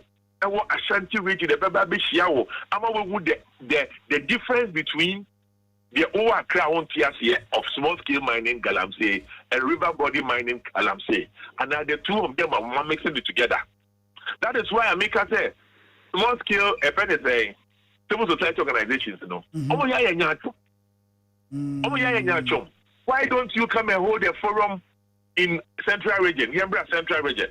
Yanko Dentra, Yanko Ahafo, Yanko Summer Boy, Yanko Western of Yanko Western, Yanko Takwa, Yanko Ahafo, Yanko Papon, Yanko Bono, Yanko Banda, Hon Money, Yanko, your friend is a German South to one time, now Yanko Buboni East. Now Yanko Tie, what the people there now say, Obian Fomunye, Bibiano, could hear how mining, which is responsible, have saved their lives from history to date. It's not because almost over demonstration now. In so no any kind, Kumasi any the environment. Until the Abraham, how about yesterday? Because the Encrophobe can't tell one. And what I'll be say, there's a difference between small scale mining and there's a difference between illegal small scale mining and illegal mining on river bodies. Nyakani na abo mayen Galamsey. And nyakani na abo mayen Galamsey. Enti no yanhwe ya. Tabi Nyankopon bo ade bo nsuo along the coast and a water no. Omo de indigenous no. Look, me name swimming. But odi obe ko water lake. E ko na lake ni na nkola no swim to say fish. Excuse me to say. Omo ye good swimmer Nyankopon bo omo no nsuo wo ho. Canoe fish in some mining omo ni mining. But eba nsuo mu dia omo so omo gift no. Omo so omo dwuma omo di ye no omo chia na omo ba beton Nyankopon che obia bibi wo ho. Ade na asiye for there okay. Na the ewa Central Region for Ashanti, Bono, East, any Eastern region for there. The was a yetimi streamlining. You would the good people from the bad people no. Ya Kevin Wakra Galamsey. It's yes Omudia Juma. Is this fair? Okay. Now so when you concerns are urezi or honum. Now yes, that is all my concerns. Okay. And I get TV3 for the there. And almost joining. And almost setting around. And that is not fair. And I'm happy people like you have understood it. And the American, you know, all the stations that called me, and the people were like, oh, really? The TV3 has not been fair.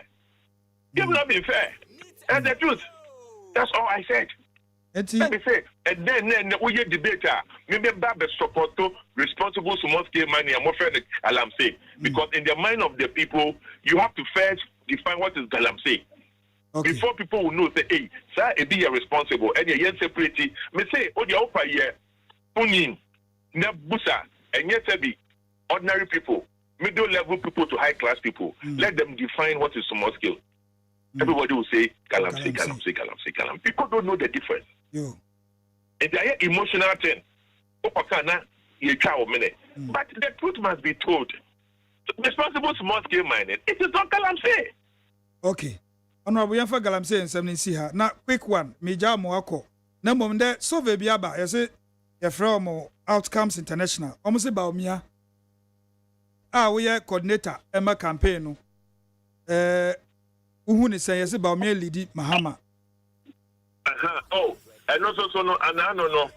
I didn't know this will come, but me for the past 2 weeks, I have been saying all over and on over there.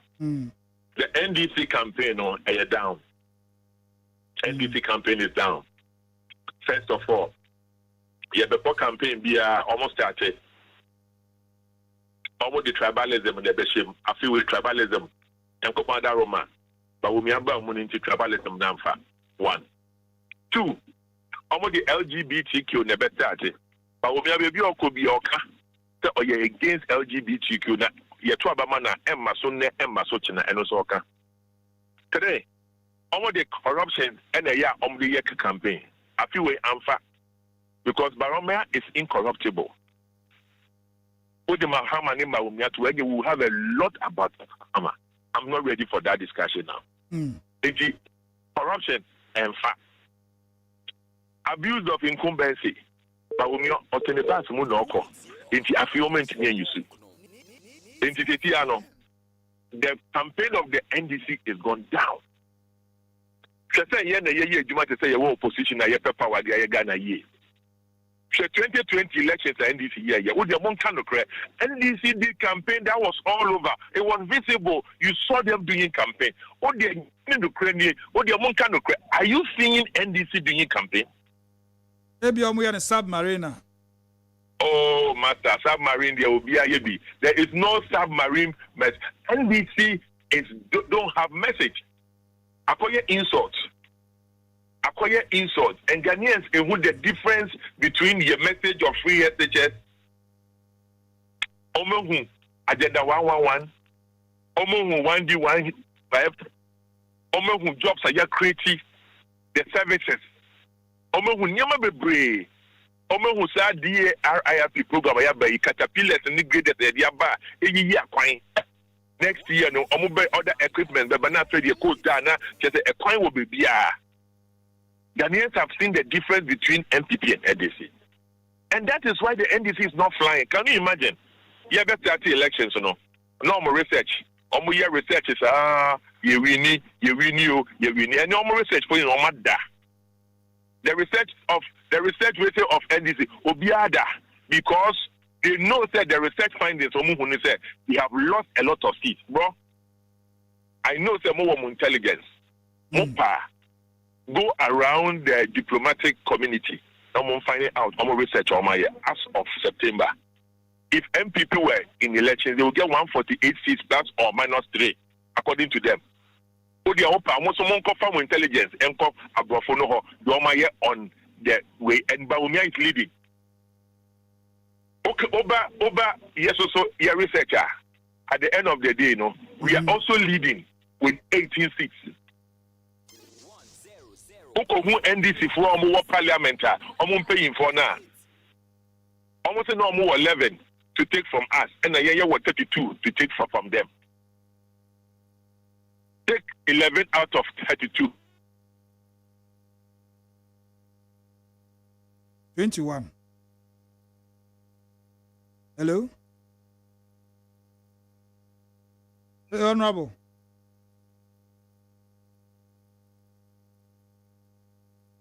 Oh. Hello. Honorable Afriye.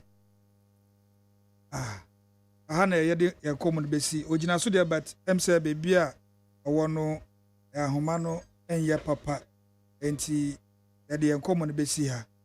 Da yen sabeka ne bia nu beto aso. Neat 100.9 FM sunie. Nanka mehwe se Hopes Bejan so kakra na owi a ebia ko comment bi obema but Hopes na fi ahoma no so ti ye to aso ye ba studio back to the studios na ye ne abadwafo no ato aso na Benjamin Asare MPP Trouble Constituency Youth Organizer watena se sa so na Joshua Sika Nate NDC Communication Bureau ka ho onso atena se na Fifi Ofori Ata Ankefi Ese President Achimfo Alan and a special advisor to the incoming Achimfo President and a special advisor to Ankefi me person me tie ne yenti no I've given now can no mean to me be mic no kasa feel free yanko what's the opposition then the president Achimfo Alan okay and I also special advisor to the incoming president Honorable Alan John Kojo Chemate. Okay. Now, so your communication member. Yes. Okay. Jack of all trades. Uncle Fifi for Rata na hotel can also ye MFC member. The position on no ehwegu ho ma ye no. Enti ye ba sisi a. Neat FM Neo.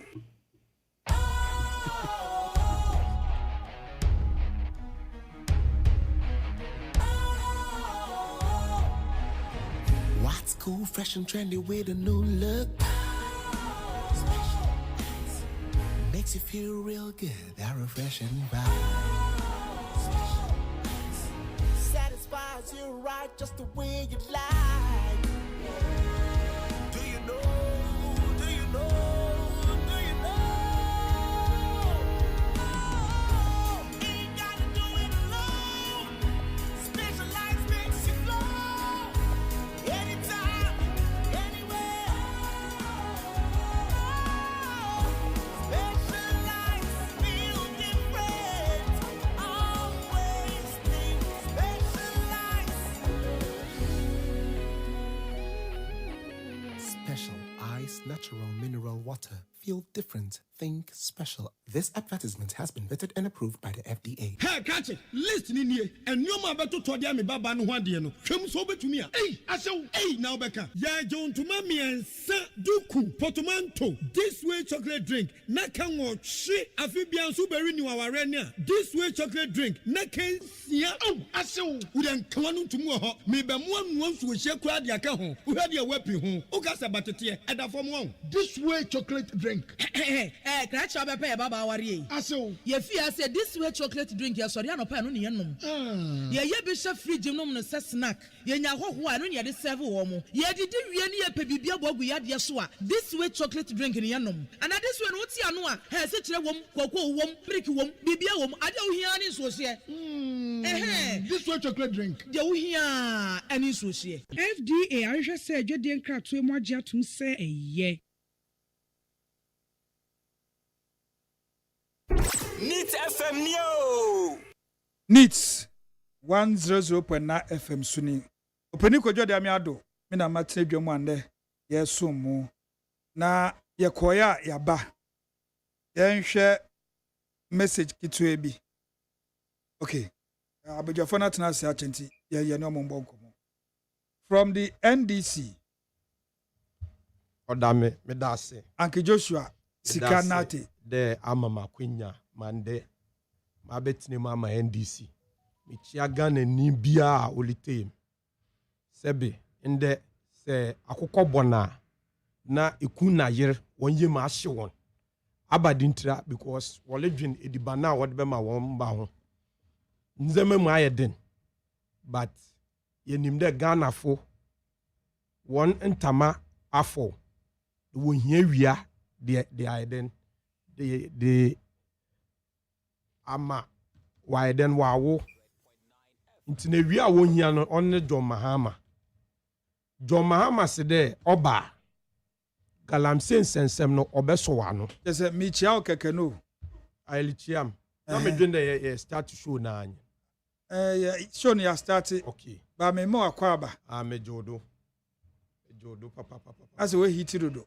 say nsem okodo no oya asefem Ghana full break Ghana fu nyensu na ade Uncle Fee ewa ocho mo akwaba na MFC for who ye yeah the MFC movement for change and Alliance for Revolutionary Change. Yes. Ya ho ye papa. Urala ho ye. Ala ne ho ye say any KOD ya running mate. Ne ho ye papa. Enyu akra na we had a press conference. Yes. On this galam say your topics no yes. And it me fa kwan so na mechia the incoming president then okay. Movement for yo Uncle Benjamin Asare youth leader Trouble Constituency MPP nana me da sepa mechia osonko no machia wati form pempem a omutie ni tefem ba bia ofidi kese ni kuduru em se nyame adom moje die mu afuru sane tetremada aboduem ahoden wo ho nananom abosomfo ne omo ka ho nyina aboye ho bai ama yeda so ti aseda na yede be menya mechia me mpanimfo a me no mo studio me ankefi me hu na chepa nti mechia me mfa kwanya na ne mechia me constituency executives led by Nana Cheba for the polling station executive electoral area coordinators my MP Honorable Moses Enim me am a boss Honorable Simon Sechim the municipal chief executive for Ganof municipality mechia na so no kono machia oba na the incoming MP Honorable Madam Gloria Owusu, the philanthropist, the Jumadi a Odibua Trobo constituency no, ade ekwanimu pa. Madam, agenda 100,000 votes, possible. Okay. That's it. Okay. Now, you go straight. Galamsey issues. Just as a 3 months in ye. Ya burbu swa ndani we abekese. Entinra ena Alan Kojochira Martin of the MFC. The 10-point solution at the Betudra. From Enti Uncle V. And no problem, but I didn't feel work at it. From you, no, my NTR say exactly what Allah wants to do. The proposal now the aban. The 10-point solutions. My NTR say and sana NDC and MPP so aben. We there and you're right. Honorable John Kojochira Martin, and then Bedechi Kwame Owusu Danso. There's KOD on your press conference. About 8 minutes. Okay, on your press conference to talk about first of all demonstration, Democracy Hub. Democracy Hub, yeah. The council to emphasize, and I said to dwell on the serious way of Galamsey. I says your water bodies near forest reserves near I don't know. Unfortunately, no.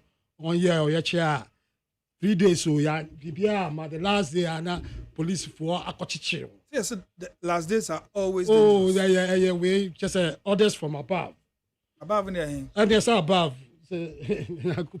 That's what they did to arrest these people. Alan condemn certain terms.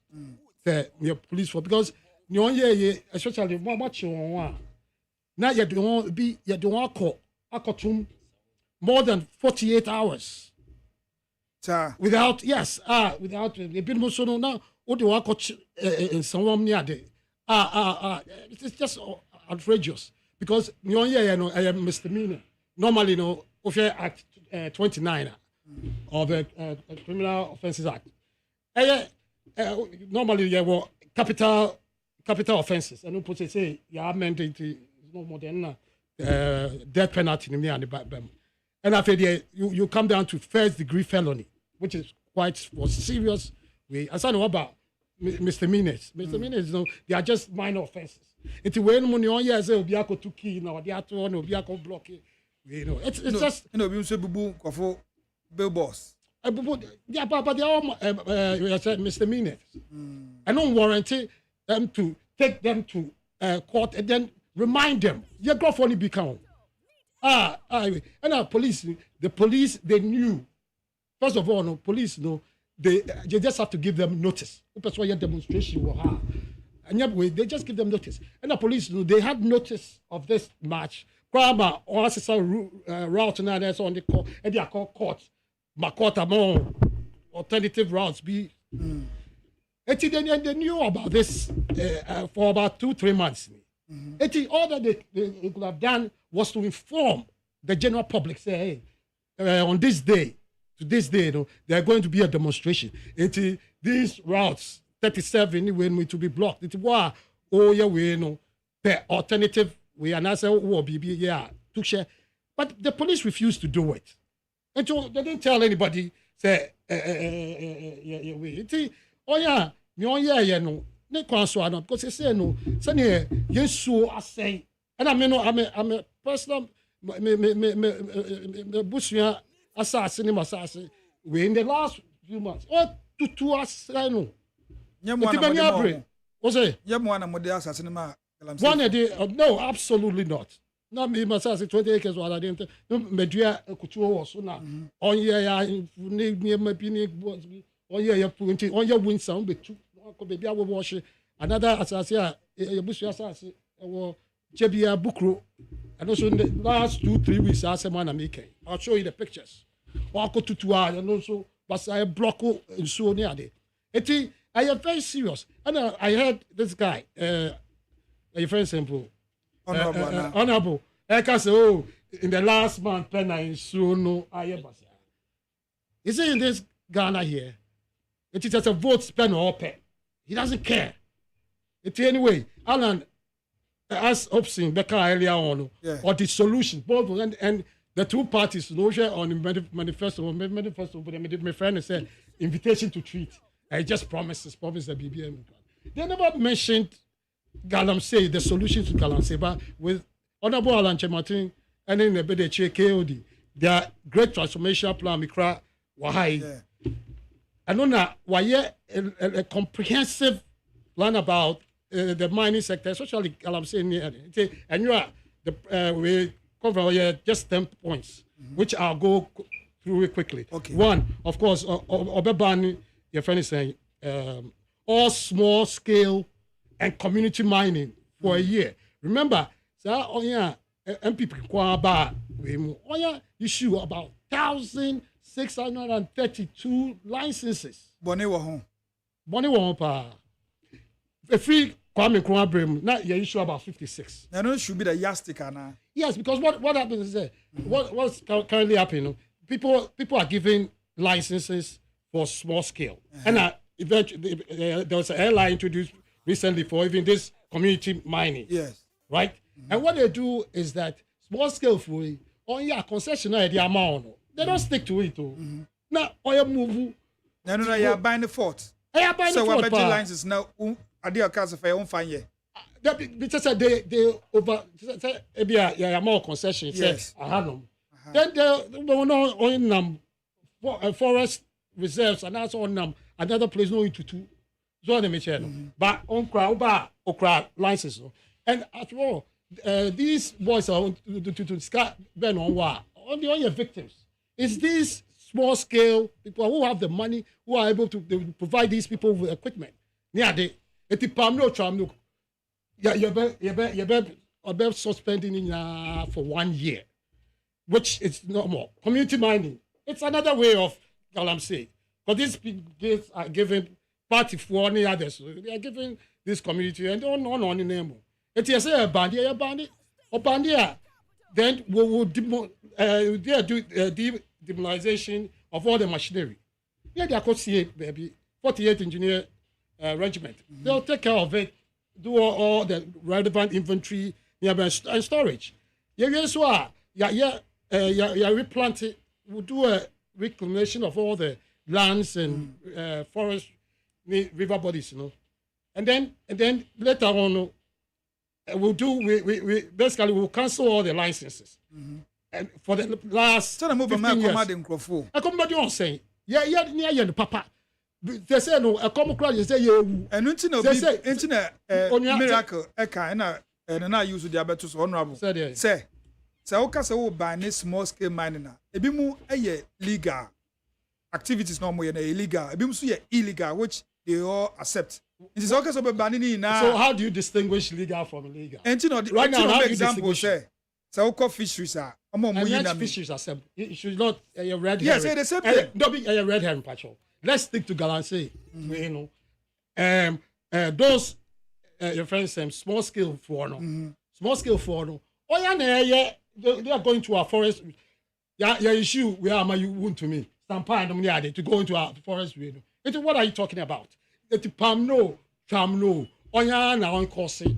They say so assess. They are part of whether legal or illegal. They are part of it. So, on case of banning it for life, just 1 year, then we'll do a reassessment. Yes. Drivers are nam kwan so. Ebi kura license. Ebi nkrebi. Ebi mukura krebi awu.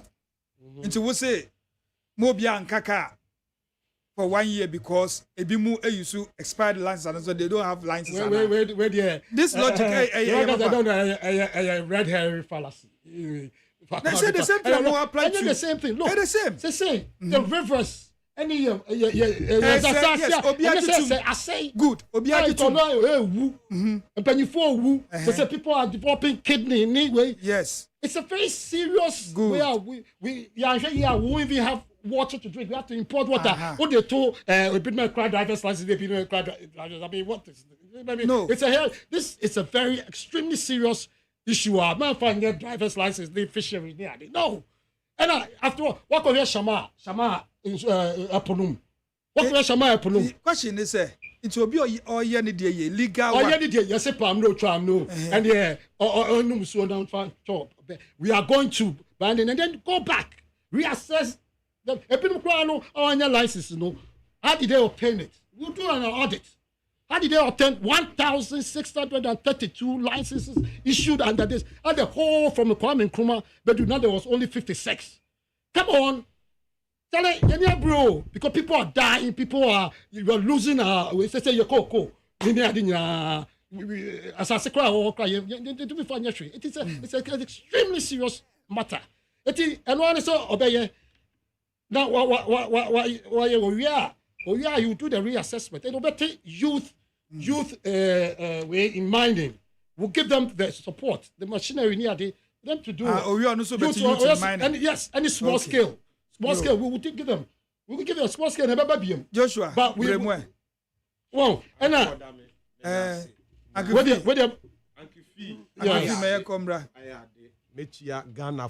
the most important thing, one back also, we also say, they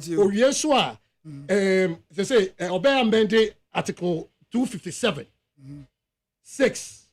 Now, why government, traditional rulers or authorities also call trustees who say, as we speak right now, Article 2576 my president the sole trustee for all the minerals assassin one of them then families individuals we only near what so the assassin so there but what every mineral underneath, right? We are going to amend that to make sure, say, traditional areas, they are co-trustees. Nina, within 1 year.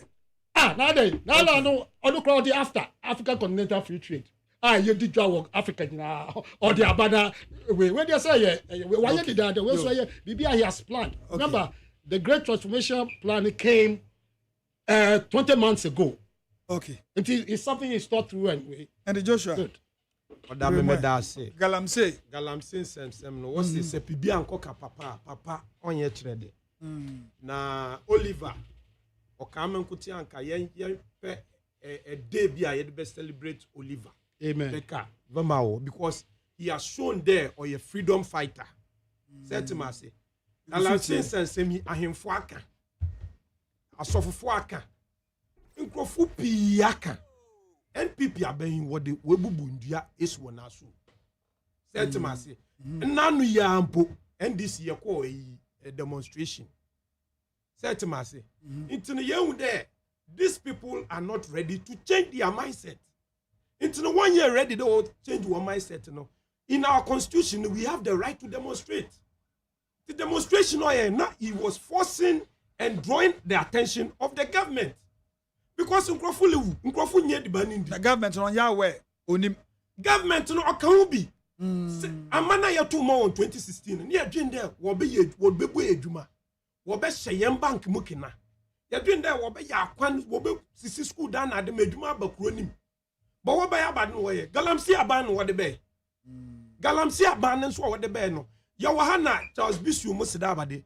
party ni yeska ya wahana 500 excavators or your way but asema American there say eye mampenyin na ADDO sketching woman for a day no ba MPP abe wo from see money I read MPP aban miss wo from see money I read won ska no won nyu ay kokokokoko obetuma kumpo afiska set mase egusutie se wonani briska nka insu oda ho free kwame kuma wona bredu a gold wo mo Ghana young gold obia o common knowledge there etiwa forest gold minerals wo obia mfane saka ti them see money I read free MPP free wo be too good was saying crofo na asase say si ano yen cocoa production say si awabo from the dream yaka but because they take national issues as personal issues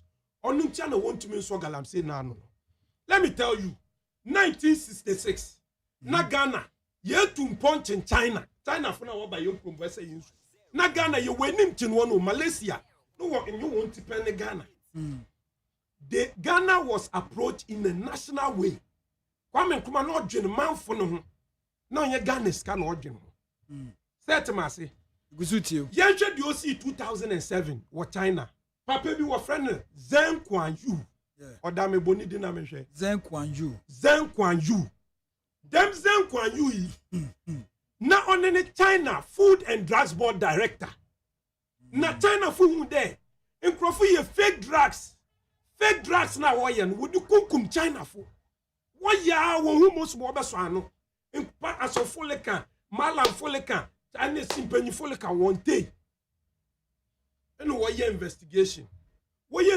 stand na dem Zeng Kuan Yu yo ye Food and Drugs Board chain waje bribe $832,000 so the bribe not genuine no wa allow there they should continue to do fake drugs and kill Chinese people anybody at China ban ya it's you was sentencing in life death sentence okay woku no 2007 I wanna work on nyina woku one since that time no there was no fake drug production in Ghana China up to now the Chinese now are you ready there what do one man for no chin scanner will be so na shoot and kill be me call for the papa sometimes to some extent oye because them death sentence na di ebia ofie am robber aba wekum young am robber now we should also kill that same person to serve as a deterrent to others abadi turn American them if we tackle national issues as what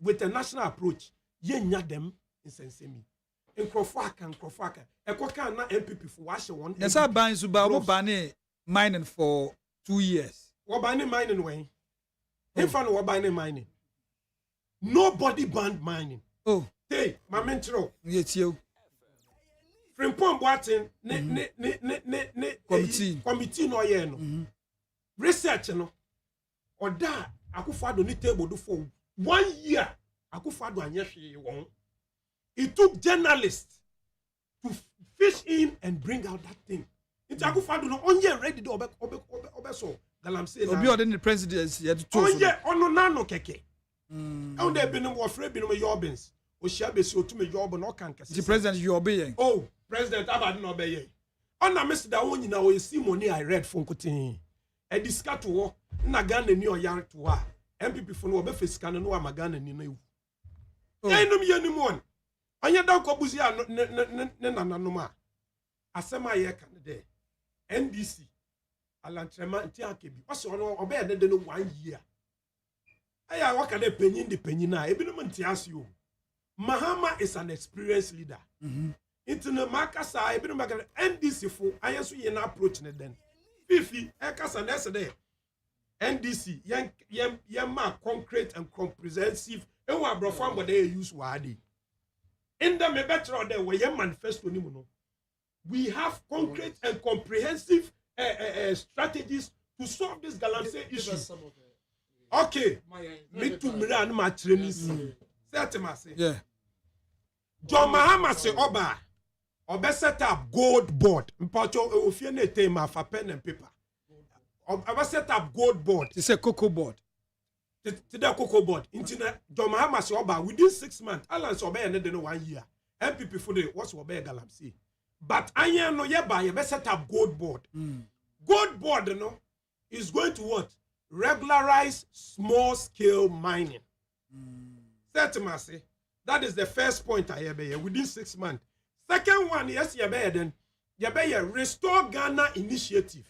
Within 6 months, not the minister where you say that be your experience. Okay. Experienced driver don't Okasano. Onye mate. Experienced driver don't Mahama no Okasano. Also this within 6 months now, Obeset restore Ghana initiative. Okay. Under Ghana no ye na sum ye yendo. Inti ende Ghana ni kasa na ka asem na nkyerɛkyerɛ ya na ha na kakra. Restore Ghana initiative na ye ka no. One den MPP fo etiwa forest ebon na wetu wo ho no. Fifi ne family land na we ko tutu ebon no wo ho na wa say asase no. Insu na ye nya nom no. We will reclaim the land. And how are you going to reclaim the land? Not there. Or there yepe a black soil. Or there yesisi a bon nina. Near Sansudia in Diani biome to what? Regain the ecosystem. On restore Ghana initiative. Ayayas yambe galamseo. Yabe small scale mining. Entimen kade a poa for winyentina no musu. Or there still a no musu. If form a good all day ye quadrat because it forms 1/3 of our GDP. So we need the good revenues to still build factories like Atuabu Gas Company, to build things like Airport Terminal 3 that Mahama brought. Mahama, baby, I will be a me salute to I. Me salute to I the papa. Internal. We said what? We are coming to streamline between what? Small scale mining and large scale mining. Into small scale miners, we will give them responsible ways to what? To do their mining. Yawa benim, you making sure there in Susemno, how Ghana for.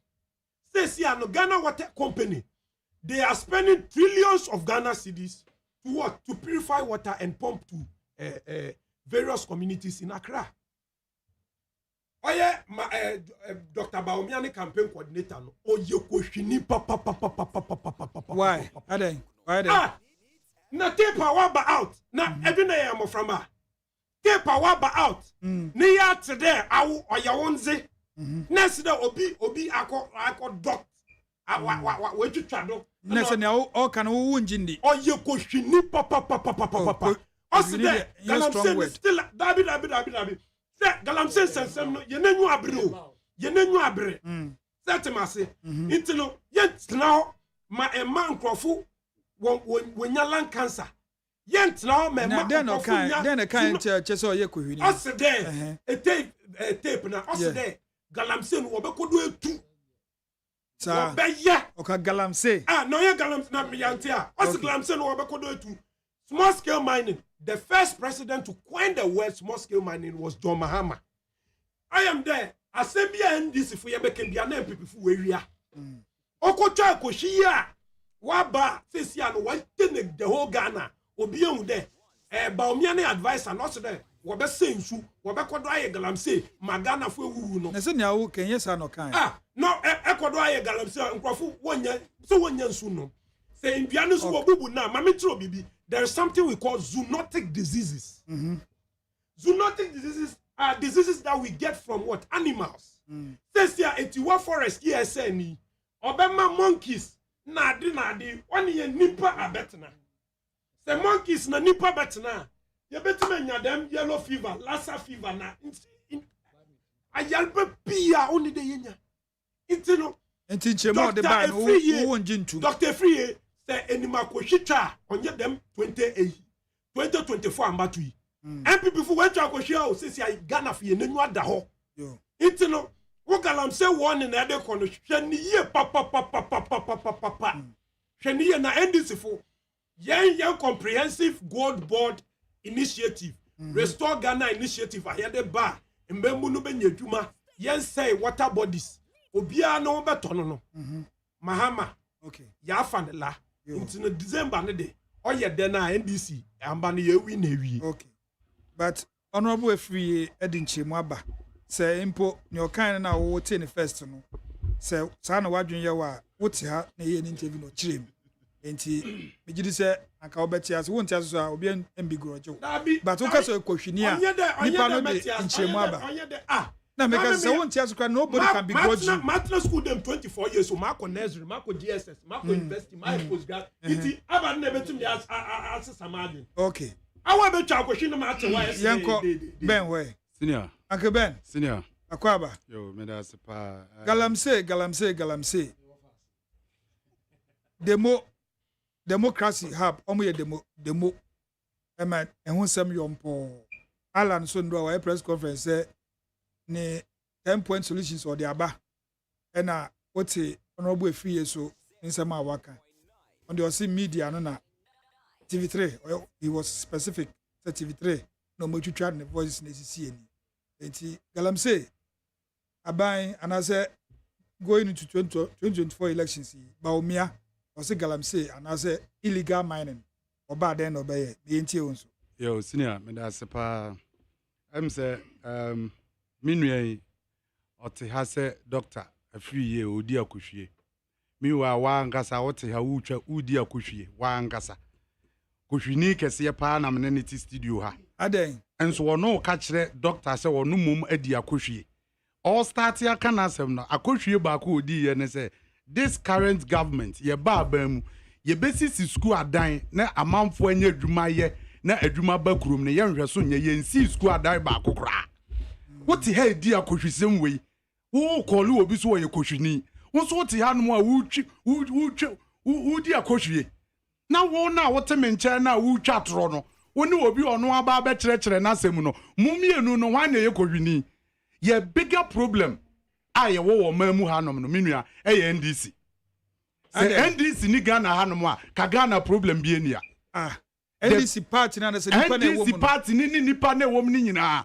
omo so omo belong to the NDC party na nkasa no so omo ni wo mari mu a ye ho beto ye because menua ha wo say John Dramani Mahama baba be see factories former president or baba be see factories amagana for enya bi aye me no ka say this same MPP NDC and a collapse 350 factories na ye Ghana dia okotu 1972 1968 say Ghana ni ene Malaysia for ye pe then na mo ye no mo ye pe because na ye country no na ye industrialization Muba ya na mube collapse factory no and na mo cheche companies na mamu mo cronies example in Sawam Kennel 31st December former president John Lawrence na yire no mo to ma no a lot of factories mube ton 350 enya waniwu wa ba betra ha say John Dramani Mahama say oba bebie companies ni yetimi anya bi ato mo see Commander Sugar factory na ekoso omoya assessment cost $14 million. Musi ni $36 million.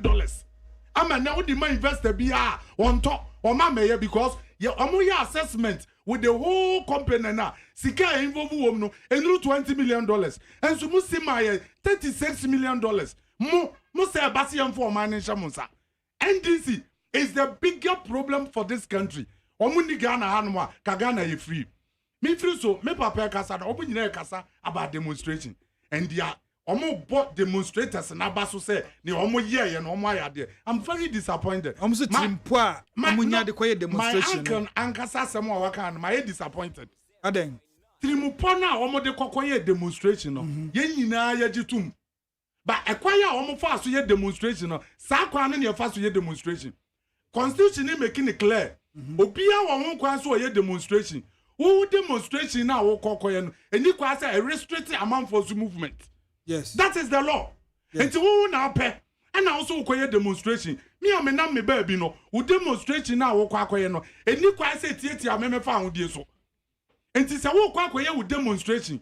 Na se wo se wo ko block a whole street, a whole road. Se wo maka ntwam.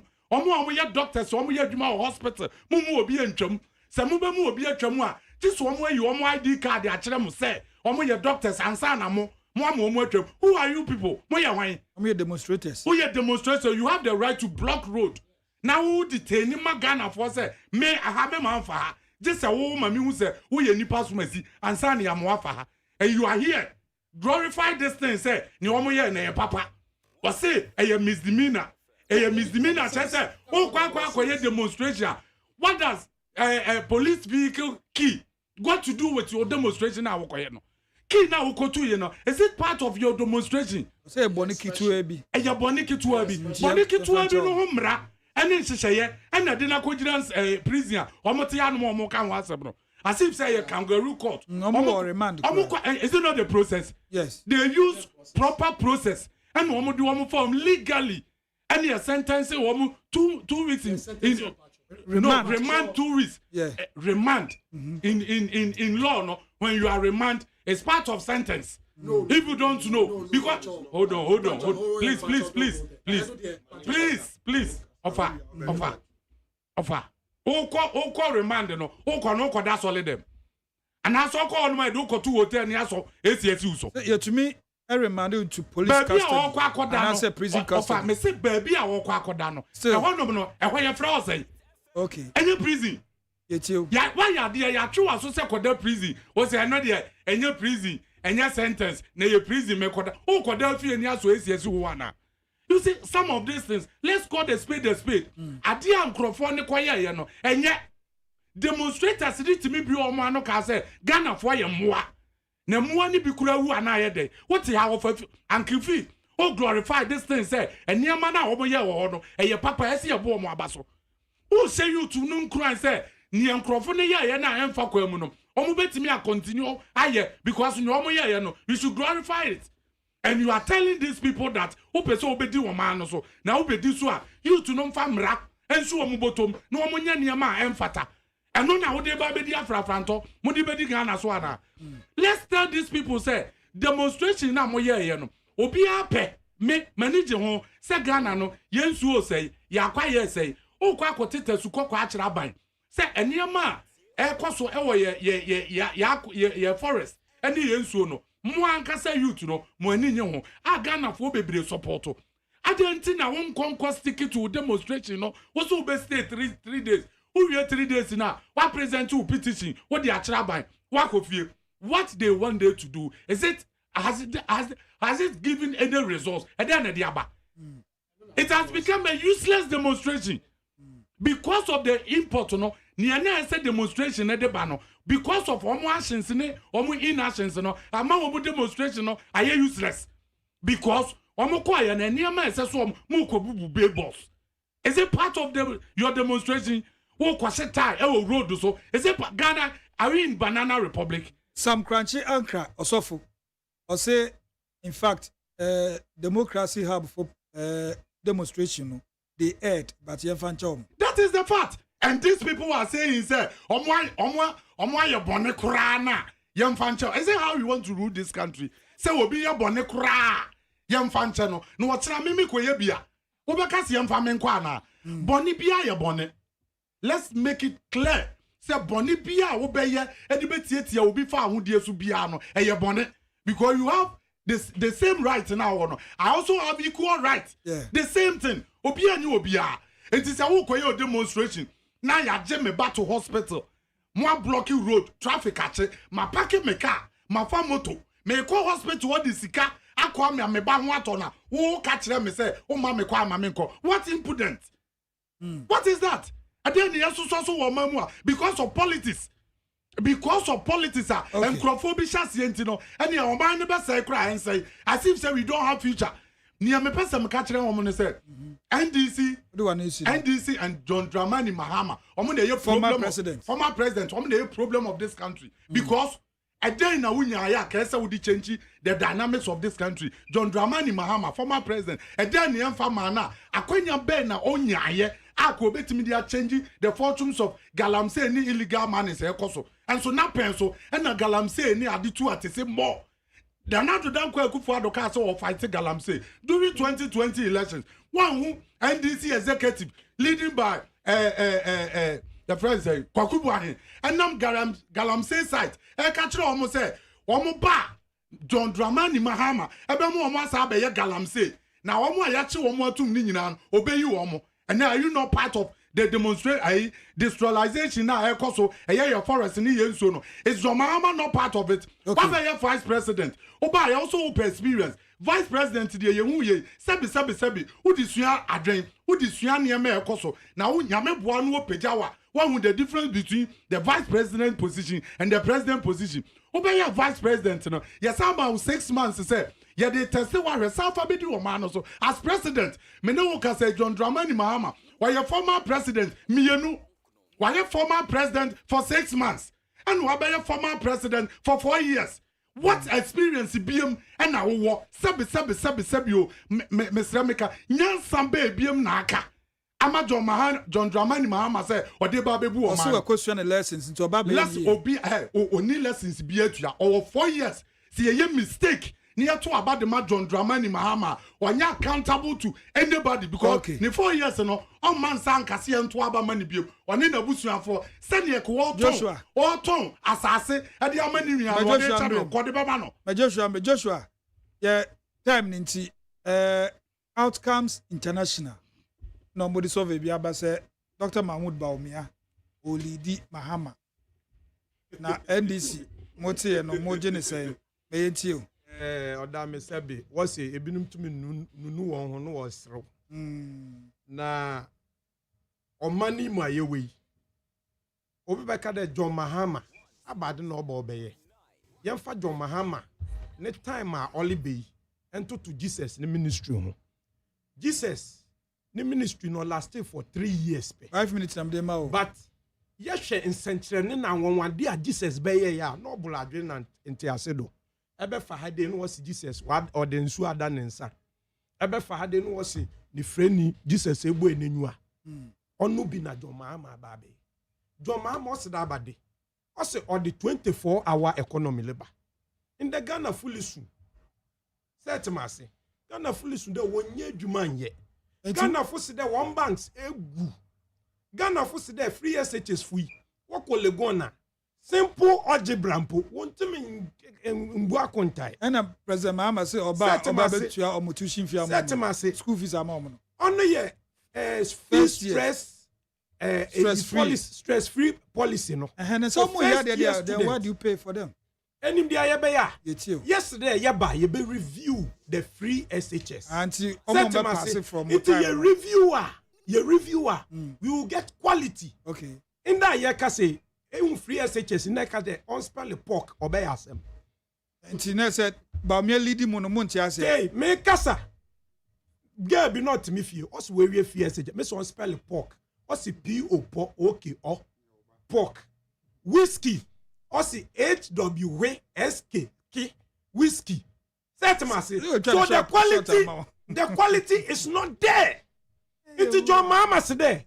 Oba obe review free SHS no ni yenya quality we are ansana was started tua enim ade obe ya anya da ansana was started tua also there Ghana photo man no oba first 100 days na gracia and wait him okay them article 71 holders ni na wait him it is Canada ye benya de befu ho osanso John Mahama sidabade 24-hour economy 24-hour economy no Ghana fu nyina ate ase MPP fu no wonte ase ti say MPP ni na eltem ya fa pen and paper what kind of 24-hour economy what can be what's a 133 1 ne trade ejuma call 3 ne trade 3 shift the second 3 ne trade nkrofo baasa different shift 3 no obey the medu ye bia no mo ye double track mo se mo pay osun double track na hwe Pentium na John Mahama kita no ne bi na eyi MPP fu ne kita no John Mahama okita Pentium gigabyte what can the gigabyte at yasia mintiase a terabyte wa ko gigabyte send you space that be already now join so international there abade Pentium etwemu also okita Pentium gigabyte set masi intino say yes 133 eyi mi 33 mama MPP fu nte MPP ni afa pen and paper 24 hour economy no 133 intino say e bia nde edwuma no so edwuma ko nipa ko no ya ewa say 133 no wa ba no yes obeko 8-hour shift intino ende eba e bia 8 to 2 na different person aba no so abetuado repair bicycle me bicycle repairer yeah, for bicycle repair, me treacherous. MPP for no one tiasi. Our tiasi, any MPP. A Ghana entity. Miss MPP for no one for pen and paper. Mammy Kenya na one throw. Most mobile bit my treat him. Naya to Ambanama John Mahama. Ewa, into no 8-hour shift now, Bayano. Into a Juma Kurebon there. 3 different groups no obey. We have created jobs for the people. Okay. Yeah, we saw John Mahama said that abade. Or the $10 million big push, the labor. Obi baby said nobody tell na John Mahama no also do dey or dey why you be da she Atwabu gas factory any man here John Mahama invest wo $1 billion one change you $1 billion $1 billion now do any the value of $1 billion now you to organize a debate match Ghana ye peske free I'm at 3 billion scale Ghana none Any Ghana na akufa do beka dey tiskado nso come dey na it is a John Mahama wait me raise $1 billion dey ya Atwabu gas about no chere dey scan Ghana it was 800 million no let me tell you also $1 billion from the Chinese see ebia waji 800 waji 800 Chinese 800 million for this why internally generated first one mama former no say when in area baumia yes olidi me tratra semu me wia maba besiwo omre no me wia maba besiwo anytime 1 minute John Mahama why you be da why airport terminal 3 why Atwabu gas yearly no 1 man $50 million okay set masi intino them nkrofia waka there baumia no lead no eya won hwe one campaign ayen service no office wo service in a think tank for no yen ayen your marketplace ekomala market ni yakoye survey yakoyi bukom ni yakoye survey yako different places abeka market na ade yen survey and this year lead 65%. Okay. Yenya 62% in power. This December elections nima AC we or declare a winner with 62% in power we because we are confident we are going to win this election and we are not going to court. Now voter register na mo say issues wo munti. Nobody tell demonstration. Wabeye nhwehwemu mapa. Oye audit. Nti so mo anye mu wini a mo beja tu. Ase omo anye audit no na audit no do obeye odame men kasa ade oye national interest no one year no odame abadi tana wotete Ghana for them internet do mama pedo oba no tie me se omo anye na NDC wini elections omo beji atum messe audit no de obeye but yen so the trend there what be declared December 7th election area na NDC ye 65%. Anything less than 65% amban we wiem. Ye win mom. No problem. Ye 62% ye win ba we wiem. Ye best na Musove no. Omo ye not this voter register ya mo wo issues wo hu ya no mo de survey no. Ese abade. Uncle Ben. Oh, now maybe so was saying Uncle Ben. Senior. Medical casa. Yes, about me lead Mahama. Oh yes. I am the obvious. Yeah, mfa we enye adwuma but e clear. Say ba omia ebe wini. Minu etie be 2 months ago. And another pool by say John Dramani Mahama wini. Yes. Omba ha be acknowledge say yes. e true so mu wini and na 10 ye no oso wo mo de no kra de mfo mo ho na wo mo wini by 62%. Anything less than 62 no na chance ye wi a wo mo ubusa na se wantimi anya no with this fraud register na wo ka ho asem no and na wo di wini 62% no and na say ne mo call for forensic audit no and na de be wini ana there will never be any forensic audit. BBA it's against the electoral rule. If you read the electoral rules, near your forensic audit, apart from exhibition, BBA the one more your forensic ABA your court.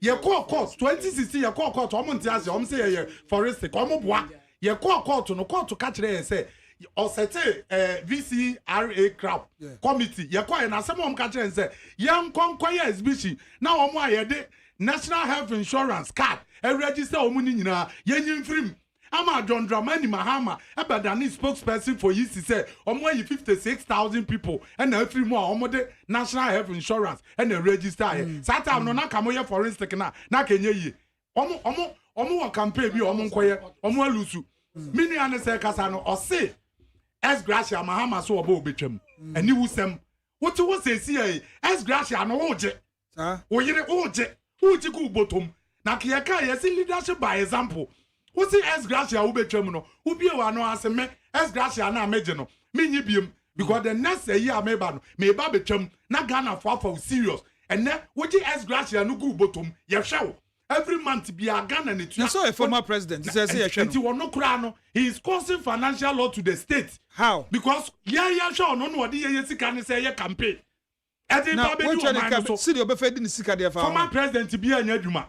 Enti na constitution making it clear say former president be a yanhwa woni na busuafo. Enti constitution tell say wa be former president ne de yanhwa wa akopim so obewu.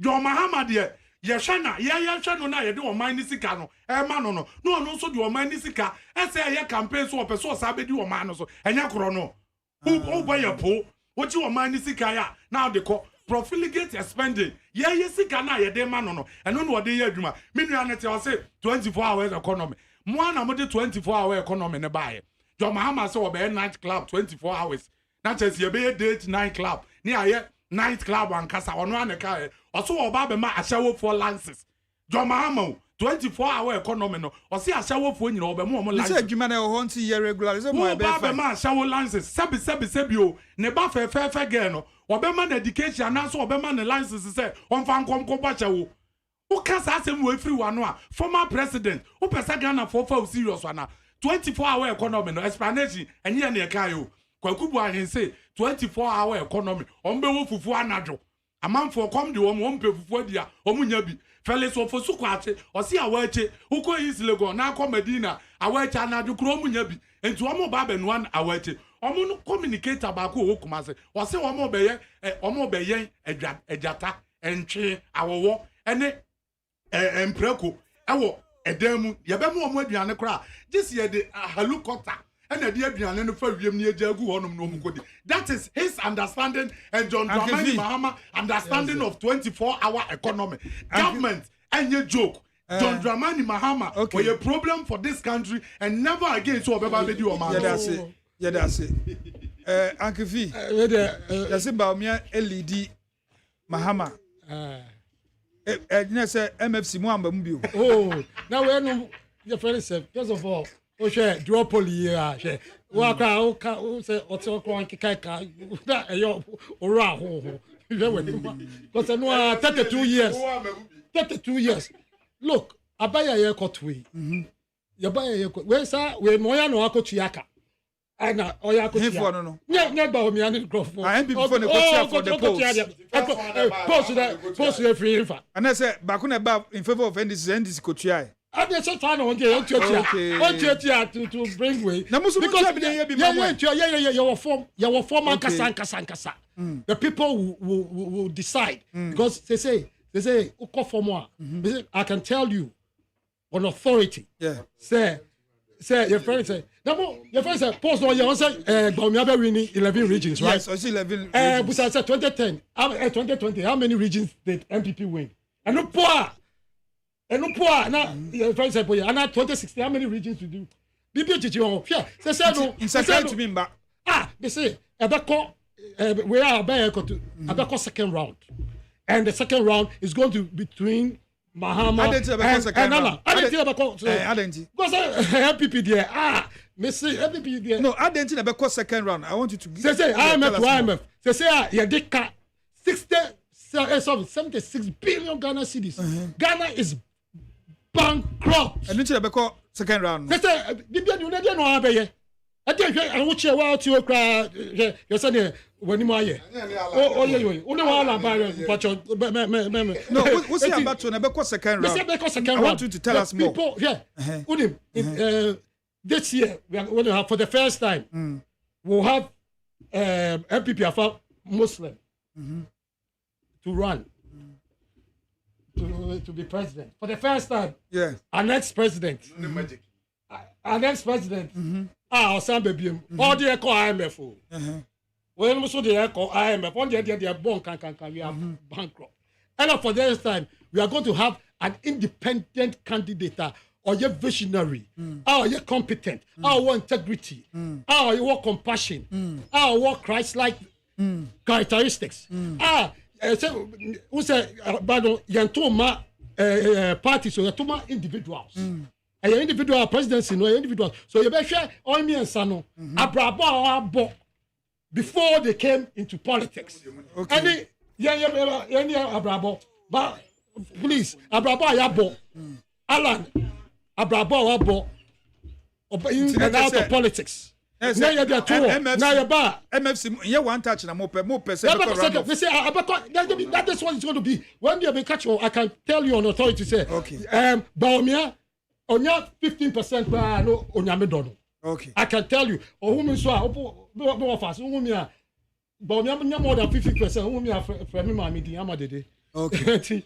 And basically, Nolan is bringing leadership. Okay. It's bringing leadership, job, enterprise economy, which are job and cash economy. Okay. And now, just a little way, the water bodies, you know, we say one band, you know, because we have to clean the waters. Clean. And now Alan has the technology. Okay. Alan has the technology that will clean the water as soon as possible. Oba, since 2016, when to me for all these ideas. Your president. Or your president, your cabinet minister, the cabinet or your president or your vice president.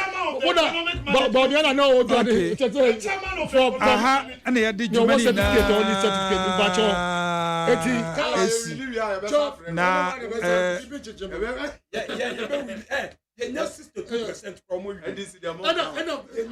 item 30 vote 30 and asia ho with a ballot no you go for enya 13 asia ho enti we there you for the form okay they for asia ho okay you konkwa enti all right